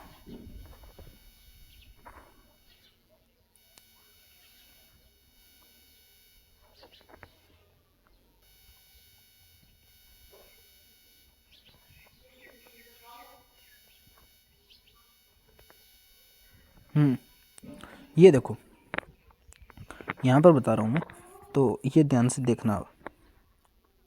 ये भारत का एरिया है, ओके। भारत के नीचे से ऐसे ही है ना एरिया, तो ठीक है, मैं ऐसे मान रहा हूँ, मुझे नहीं पता कैसा है। पता तो क्यों नहीं है, परंतु मेरा मानचित्र का नहीं है, हिस्ट्री सब्जेक्ट है ना मेरा, इसलिए मानचित्र ज्योग्राफी वालों की होती है, तो तभी मैं बता रहा हूँ कि भारत का नीचे से एरिया ऐसा है। अब देखिए, यहाँ दक्षिण की ओर कौन सा वंश था? राष्ट्रकूट वंश। थोड़ा मैं रंग अब ले रहा हूँ ना, ये रंग देख लेना। यहाँ पर कौन सा था? राष्ट्रकूट वंश। और यहाँ पर इधर अगर मैं जाऊँ पूर्व दिशा की ओर, तो यहाँ पर था पाल वंश। कौन सा वंश था? पाल वंश, जहाँ का शासक था धर्मपाल। और इधर की तरफ आऊँ तो इधर अपने राजस्थान में था गुर्जर प्रतिहार वंश, और इधर था कनौज, बीच में था इनके कनौज।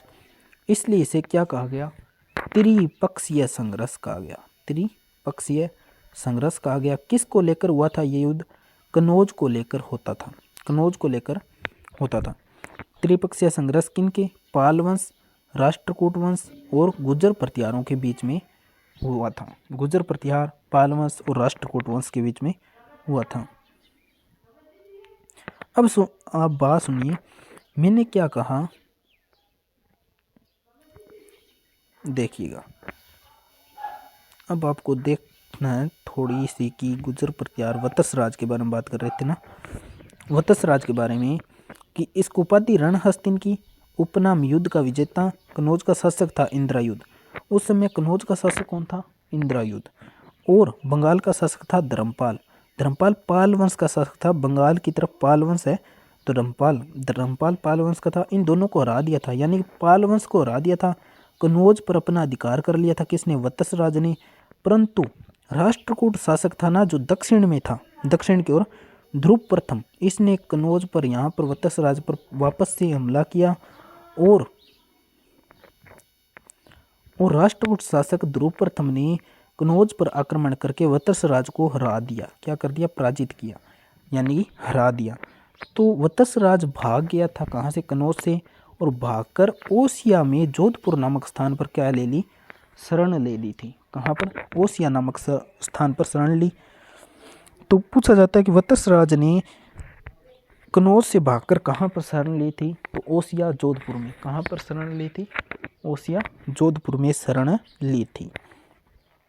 ओके, नेक्स्ट बातें करते हैं।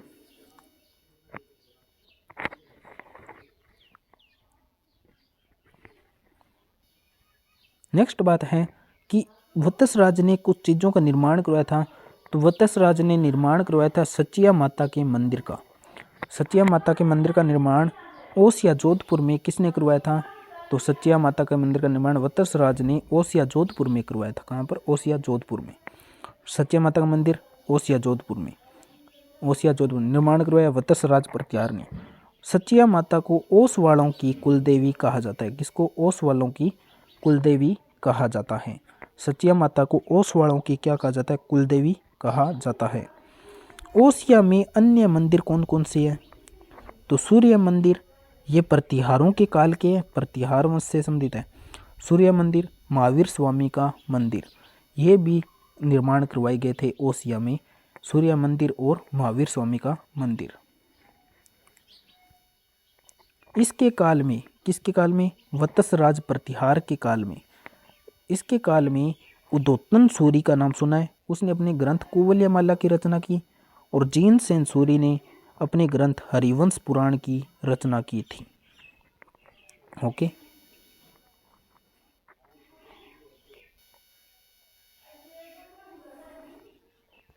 देखिए इसके काल में उद्योतन सूरी और जीन सेन सूरी ने अपने अपने ग्रंथ की रचना की थी। दो थे ये सूरी वंश संबंधित।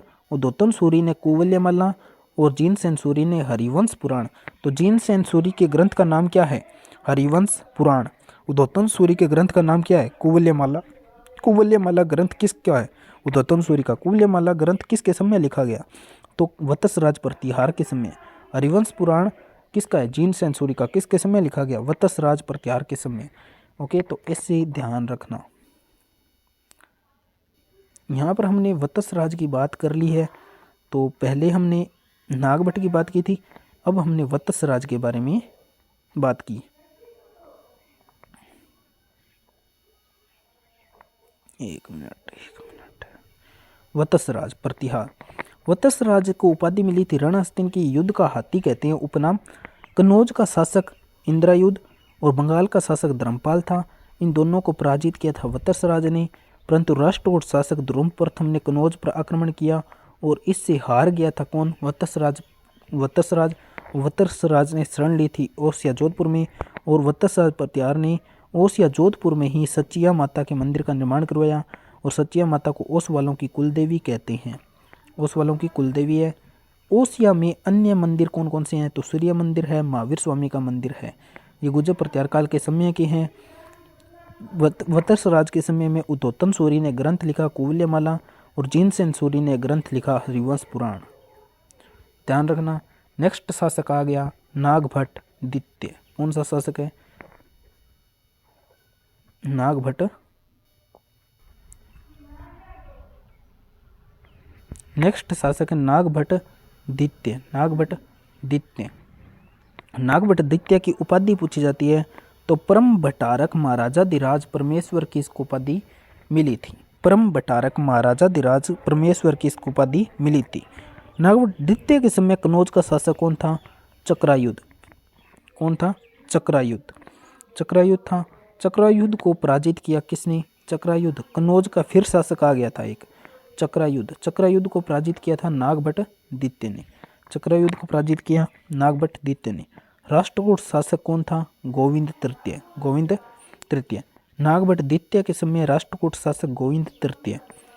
वत्सराज के समय ध्रुव प्रथम था और नागभट्ट द्वितीय के समय गोविंद तृतीय आ गया था। फिर गोविंद तृतीय ने, अब देखिए यहाँ पर कन्नौज के शासक को तो नागभट्ट द्वितीय ने हरा दिया था, कन्नौज शासक चक्रायुध को तो, परंतु राष्ट्रकूट शासक गोविंद तृतीय ने नागभट्ट द्वितीय और बंगाल के शासक धर्मपाल को पराजित किया। यानी कि इन दोनों को हराया था किसने? गोविंद तृतीय ने, राष्ट्रकूट के शासक। और फिर से कन्नौज पर आ गया था कौन? गोविंद तृतीय। राष्ट्रकूट वंश का शासक फिर से आ गया।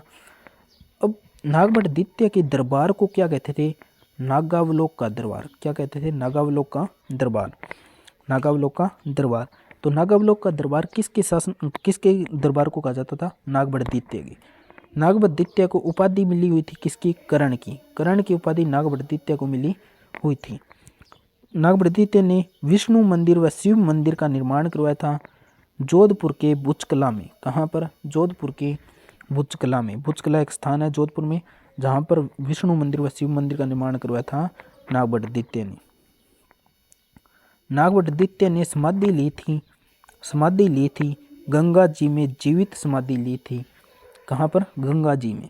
किसने? नागभट्ट द्वितीय ने। नागभट्ट द्वितीय ने, ये ध्यान रखना। नेक्स्ट जो शासक है बहुत ही मतलब मिहिर भोज। इसके बारे में तो आप जितनी जानकारी लो ना वो कम है, कि क्वेश्चन तो मिहिर भोज से ही बनना है डेफिनेटली, वो कहते हैं डेफिनेटली, ओके, कि मिहिर भोज से क्वेश्चन बनता ही बनता है, क्योंकि सबसे प्रतापी, सबसे मेन, सबसे प्रमुख शासक कौन है? मिहिर भोज है। हाँ, बनते तो अन्य शासकों से भी है, एक महेंद्रपाल से और एक मिहिर भोज से ज़्यादा चांस रहते हैं बनने की, और शासकों से भी बनते हैं। और दूसरी बात बताऊं तो भीनमाल शाखा से क्वेश्चन ज़्यादा बनते हैं, और भीनमाल शाखा के बाद में बच गया फिर तो सारे टॉपिक से बनते ही बनते हैं। तो ये सब कुछ। चलिए नागभट्ट द्वितीय की द्वारा से बात करते हैं। नागभट्ट द्वितीय को उपाधि क्या मिली थी? परम भट्टारक महाराजाधिराज परमेश्वर। कनौज का शासक चक्रायुध था इसके समय राष्ट्रकूट का शासक गोविंद तृतीय था, जो कि बंगाल के शासक धर्मपाल और नागभट्ट द्वितीय को हराया था। इसके दरबार को नागावलोक का दरबार कहते थे। उपाधि थी कर्ण की। इसको 2 उपाधियां मिल गई थी, एक कर्ण की भी मिली थी, ये 2 बार लिखा है मैंने कि एक कर्ण की भी मिली थी, एक वो। इसने निर्माण करवाया था विष्णु मंदिर और शिव मंदिर का, जो कि जोधपुर में बुचकला में इसने निर्माण करवाया था। इसने गंगा जी में जीवित समाधि ली। नेक्स्ट शासक अपना आता है मिहिर भोज। नेक्स्ट शासक कौन सा है? मिहिर भोज। सबसे इंपॉर्टेंट शासक आ गया, कौन सा? मिहिर भोज। तो इसको करवाने से पहले लाइक, शेयर और सब्सक्राइब कर देना। अपने दोस्तों को ज़्यादा से ज़्यादा शेयर कर दो जल्दी से।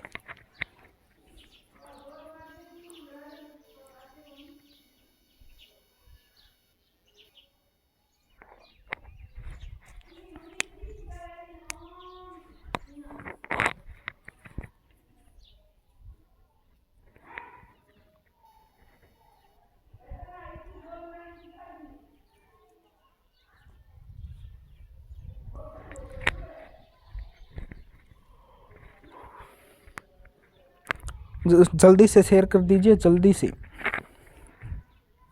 और दोस्तों को शेयर कर दो। क्लास अच्छी लग रही है तो कमेंट करो। नेक्स्ट क्लास किस टॉपिक पर लाई जाए ये भी बताना, जल्दी से जल्दी बताना। और कमेंट में, मैं इस क्लास का समाप्त होने के बाद कमेंट को ज़रूर देखूँ। कमेंट में जो भी है कि क्या क्या है, कौन से टॉपिक को करवाना है और कौन सा नहीं, ये सब मैं देख कर फिर ही डिसाइड करूँगा अगले संडे को लेकर आनी है या नहीं। अगर आपने अच्छा रिस्पॉन्स दिया तो मैं ज़रूर लेकर आऊँगा। आपके जैसे ही हूँ, आपका छोटा भाई, बड़ा भाई, कुछ भी मान लो, जो भी, लेकिन हूँ।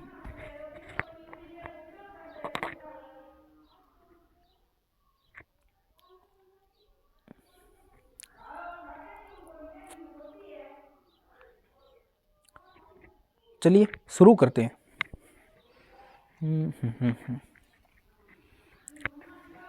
अब देखिए अपना नेक्स्ट शासक रहेगा मिहिर भोज। नेक्स्ट शासक कौन सा है?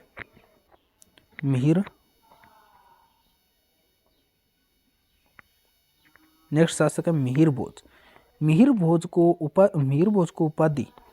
भोज ने उपाधि की बात करें तो उपाधि मिली थी आदि वराह और प्रभास पाटन की। क्या? आदि वराह और प्रभास पाटन की। मिहिर भोज को किसकी उपाधि मिली थी? मिहिर भोज को आदि वराह और प्रभास पाटन की उपाधि मिली हुई थी। ओके, आदि वराह किस शासक को उपाधि मिली हुई थी? ये क्वेश्चन आया हुआ है। तो मिहिर भोज को ये उपाधियां मिली हुई थी इसको। इसकी जानकारी कहाँ पर है? तो इसकी जानकारी ग्वालियर प्रशस्ति, जो कि मध्य प्रदेश में लगी हुई थी और मिहिर भोज के शासनकाल की है, इसमें इसकी जानकारी मिलती है कि मिहिर भोज को आदि वराह की उपाधि मिली हुई थी और प्रभास पाटन की भी उपाधि मिली हुई थी। ठीक है। मिहिर भोज अंतिम रूप से कनौज पर मिहिर भोज का अधिकार हुआ, यानी कि अंतिम रूप से सबको हराकर सब शासकों को हरा दिया और लास्ट में कनौज पर अधिकार किसने कर लिया? मिहिर भोज ने कर लिया। तो ये ध्यान रखना, अंतिम रूप से कनौज पर मिहिर भोज का अधिकार हुआ। मिहिर भोज की जानकारी अगर हम बात करें तो मिहिर भोज की जानकारी एक ग्रंथ से मिलती है, राजतरंगिणी ग्रंथ से, जो कि किसका है? कलहण का। कलहण का एक ग्रंथ है जिसमें जम्मू कश्मीर का भी इतिहास है, जम्मू कश्मीर का इतिहास है राजतरंगिणी, इसमें मिहिर भोज की जानकारी मिलती है। मिहिर भोज के समय एक अरबी यात्री आया था, सुलेमान। कौन? सुलेमान, जिसके ग्रंथ का नाम है सलसिलालु तवारीफ। सलसिलालु तवारीफ, सलसिलालु तवारीफ, सलसिलालु तवारीफ। ओके, ये एक अरबी यात्री था। मिहिर भोज ने अपने पिता रामभद्र की क्या कर दी थी? हत्या। इसलिए ये प्रत्याहारों में क्या कहलाया? पितरहंता। पितरहंता शासक प्रत्याहारों में कौन सा था? मिहिर भोज। सबसे ज़्यादा ये क्वेश्चन बार बार एग्जामों में आता है, लेकिन बड़े एग्जामों में नहीं आता, क्योंकि ये छोटे एग्जामों में बहुत प्रचलित है। इसलिए देखिए, मिहिर भोज को उपाधि थी आदिवरा और प्रभास पाटन। जानकारी ग्वालियर प्रशस्ति मध्य प्रदेश है। अंतिम रूप से कनौज पर मिहिर भोज का अधिकार हुआ। मिहिर भोज की जानकारी राजतरंगिणी एक ग्रंथ है उससे, जो कि कलहण का है। अरबी यात्री सुलेमान भारत आया था इसके समय। ग्रंथ सलसिलालु तवारीफ। और मिहिर भोज ने अपने पिता रामभद्र की हत्या की थी। प्रत्याहारों में पितरहंता शासक मिहिर भोज। नेक्स्ट बात करते हैं।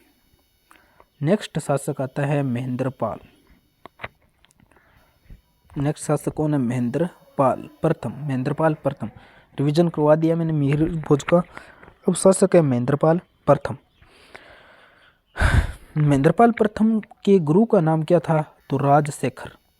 दरबारी विद्वान का नाम क्या था? राजशेखर। महेंद्रपाल प्रथम के गुरु का नाम राजशेखर, दरबारी का नाम राजशेखर। गुरु एग्जाम में पूछा जा सकता है, पूछा जा चुका है। महेंद्रपाल प्रथम के गुरु का नाम राजशेखर था। तो महेंद्रपाल प्रथम के ग्रंथ कौन कौन से थे? सॉरी, दोबारा से देखना। महेंद्रपाल प्रथम के दरबारी विद्वान राजशेखर, गुरु कौन थे? राजशेखर। महेंद्रपाल प्रथम के गुरु और दरबारी विद्वान कौन थे? राजशेखर। राजशेखर के ग्रंथ थे 7। कितने? 7। कौन कौन से? ये सब राजशेखर के ग्रंथ हैं, महेंद्रपाल के नहीं है। तो इनके राजशेखर के ग्रंथों के नाम हैं काव्य मीमांसा। काव्य मीमांसा किसका ग्रंथ है? राजशेखर का ग्रंथ है। कर्पूर मंजरी, कर्पूर मंजरी किसका ग्रंथ है? राजशेखर का ग्रंथ है। बाल भारत, बाल भारत किसका ग्रंथ है? राजशेखर का ग्रंथ है। बाल रामायण, बाल रामायण किसका ग्रंथ है? राजशेखर का ग्रंथ है। विद्यसाल भंजिका, विद्यसाल भंजिका भी किसका ग्रंथ है? राजशेखर का ग्रंथ है। हर्षविलास, हर्षविलास किसका ग्रंथ है? राजशेखर का ग्रंथ है।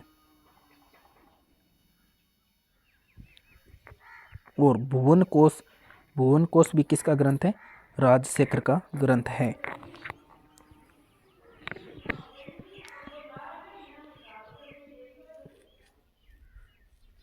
ओके, तो देख,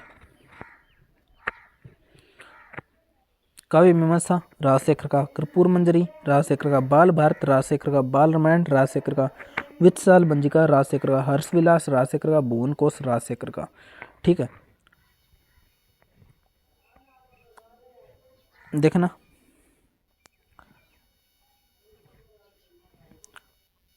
काक, काक, काक बाल बाल, काक बाबा, काक बाबा, काक, काका बाबा, काका बाबा।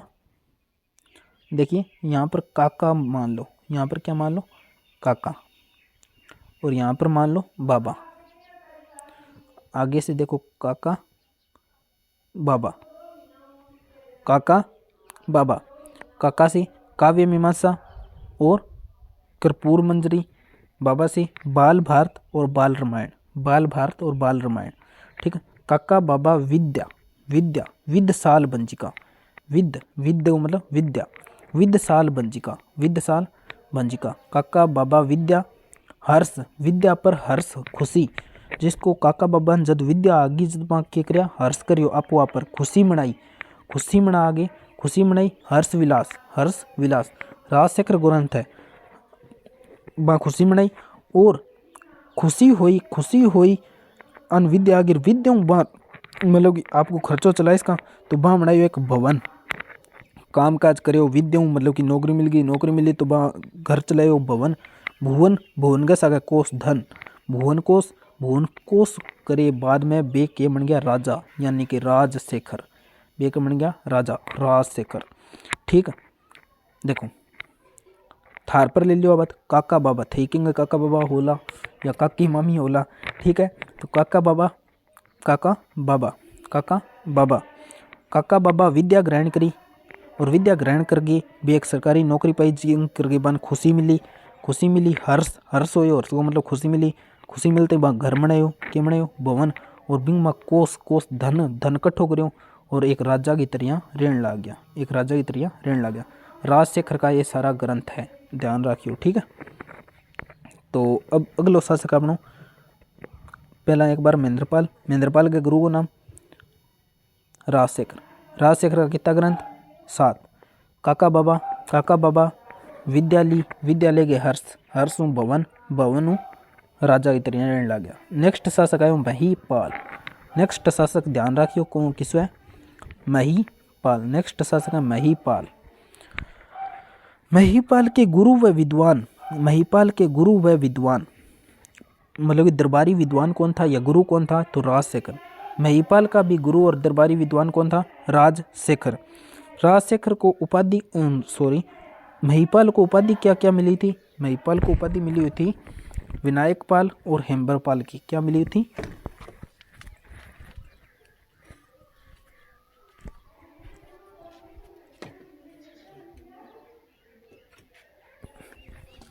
देखिए महिपाल को उपाधि क्या मिली हुई थी, विनायकपाल और हेम्बरपाल की उपाधि। विनायकपाल के नाम से जाना जाता था महिपाल को, हेम्बरपाल के नाम से जाना जाता था महिपाल को।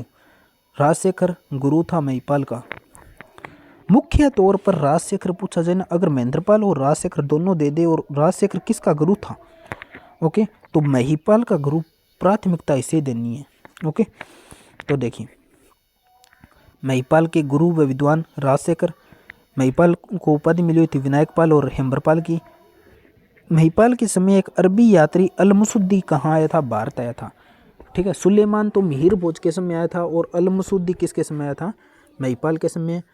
और महिपाल के समय अलमसुद्दी आया था और इस अलमसुद्दी ने प्रतिहारों की अश्व सेना को सर्वश्रेष्ठ बताया। क्या बताया, सर्वश्रेष्ठ यानी कि अच्छी बताया। ओके, महिपाल की द्वारा से एक बार बात करूँ मैं। महिपाल के गुरु और विद्वान राजशेखर, राजशेखर महिपाल को उपाधि मिली थी विनायकपाल और हेम्बरपाल की।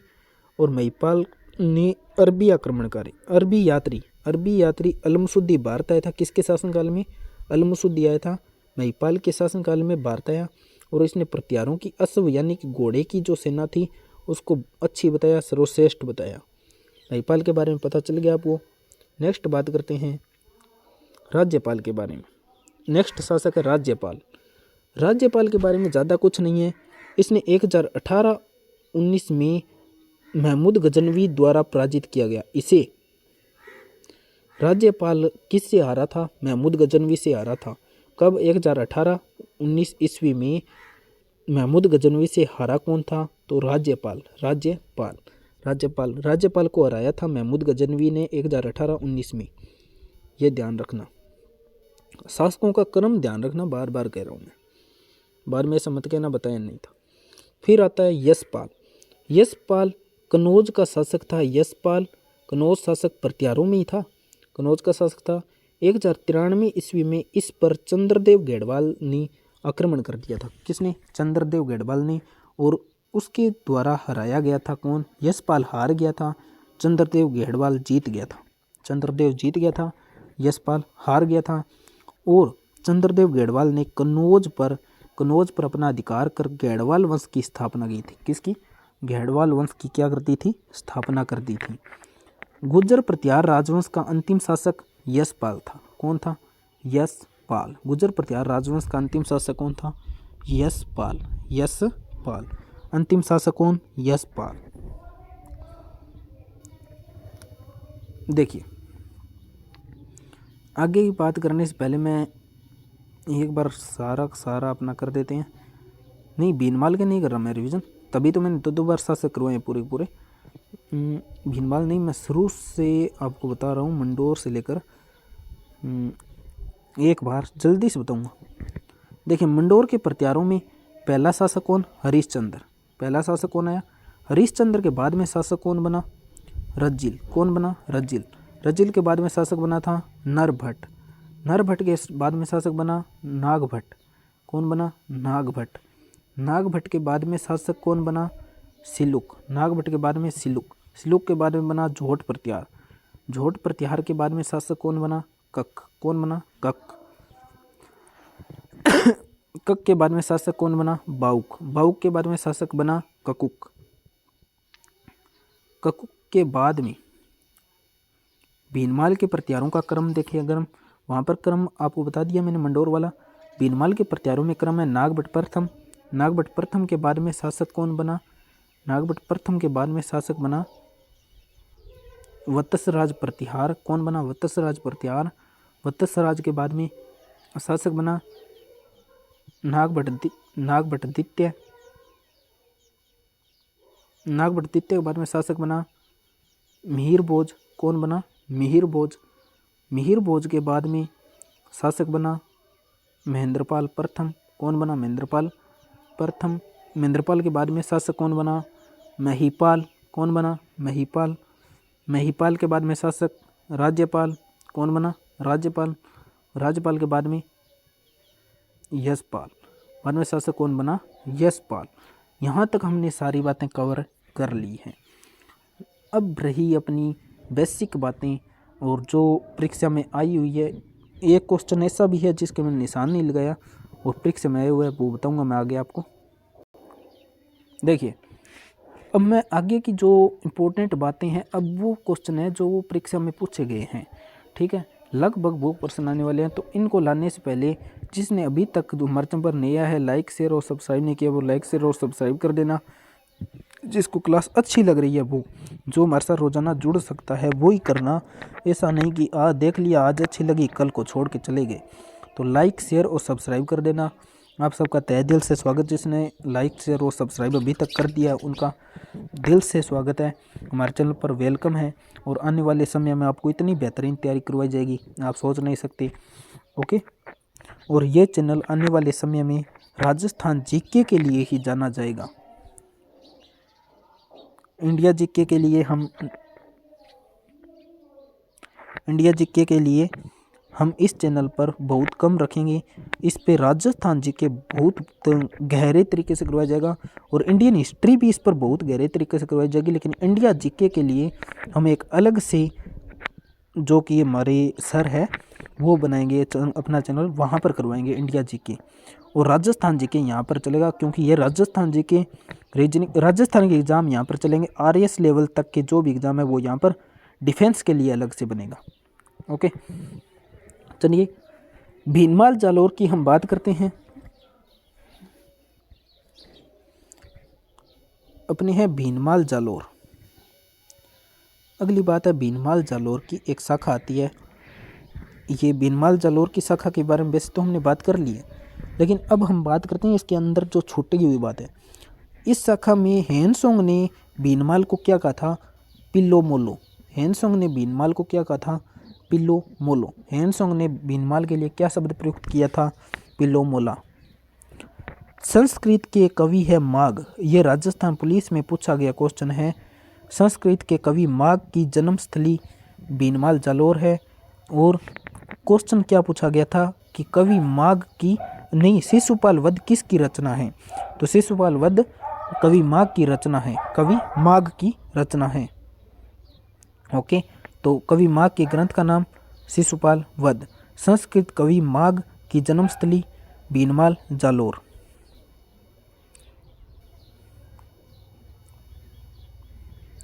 और कवि माघ की जो रचना है इस पर डाक टिकट भी जारी हो चुका है 9 फरवरी 2009 को। कब? 9 फरवरी 2009 को। 9 फरवरी 2009 को।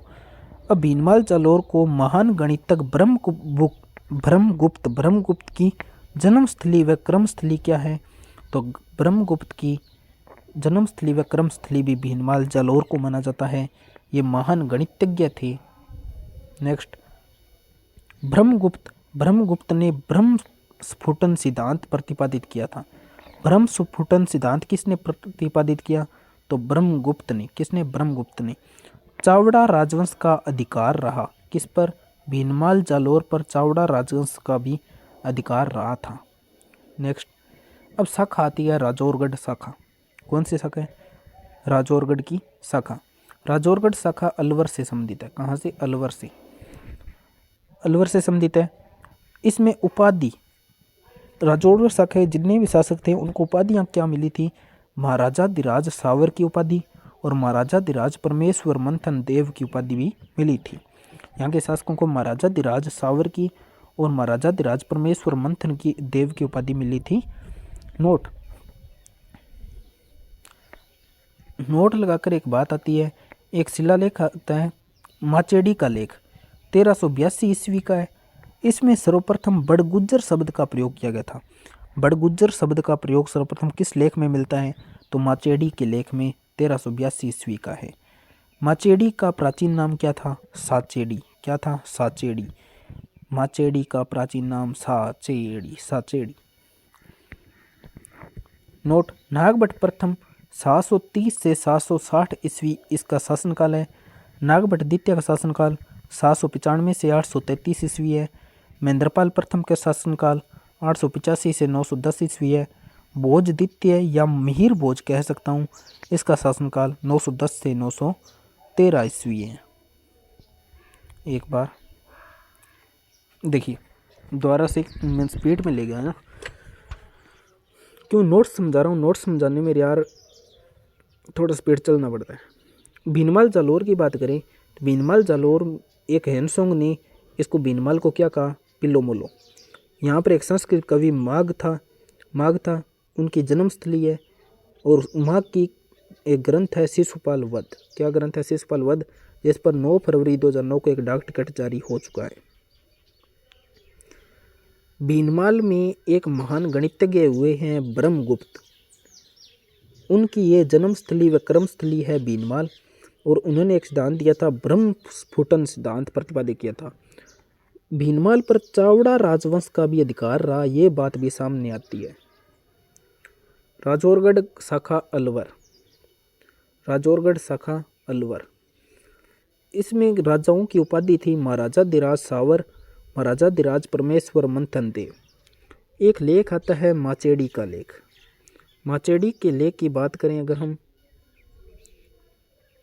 तो माचेडी का लेख 1382 ईस्वी। सर्वप्रथम बड़गुज्जर शब्द का प्रयोग इसमें मिलता है। माचेडी का प्राचीन नाम साचेडी था। क्या था? साचेडी। अगर हम बात करें नोट लगाकर, नागभट्ट प्रथम का शासनकाल 730 से 760 ईस्वी। नागभट्ट द्वितीय का शासनकाल 795 से 833 ईस्वी। महेंद्रपाल प्रथम का 885 से 910 ईस्वी। भोज द्वितीय मीर भोज का 910 से 913 ईस्वी। ये सब इसके शासनकाल हैं। तो यहाँ तक हमने बातें की है, तो अपनी आज की क्लास यहीं पर समाप्त करते हुए, परंतु एक बात और बता देता हूँ इम्पोर्टेंट इसमें से, कि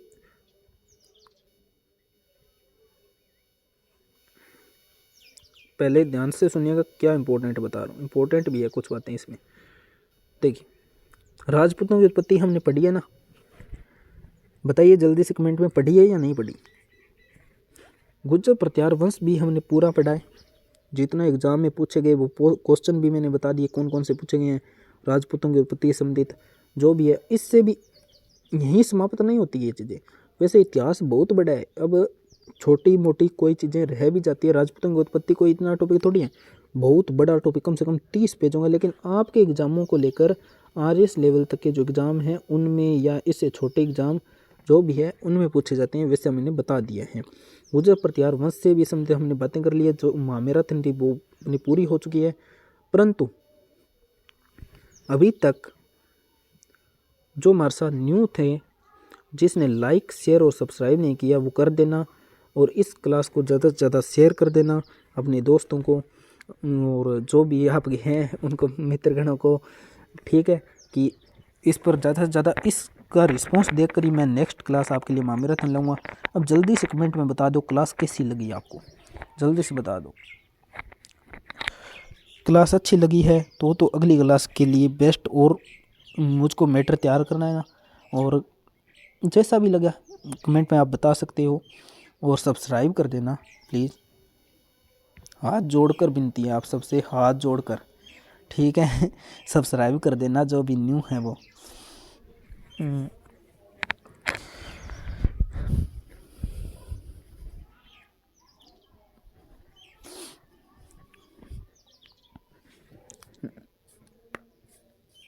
चलिए मिलते हैं नेक्स्ट क्लास में। All the best, thank you. अपना और अपने परिवार वालों का ध्यान रखिएगा। धन्यवाद।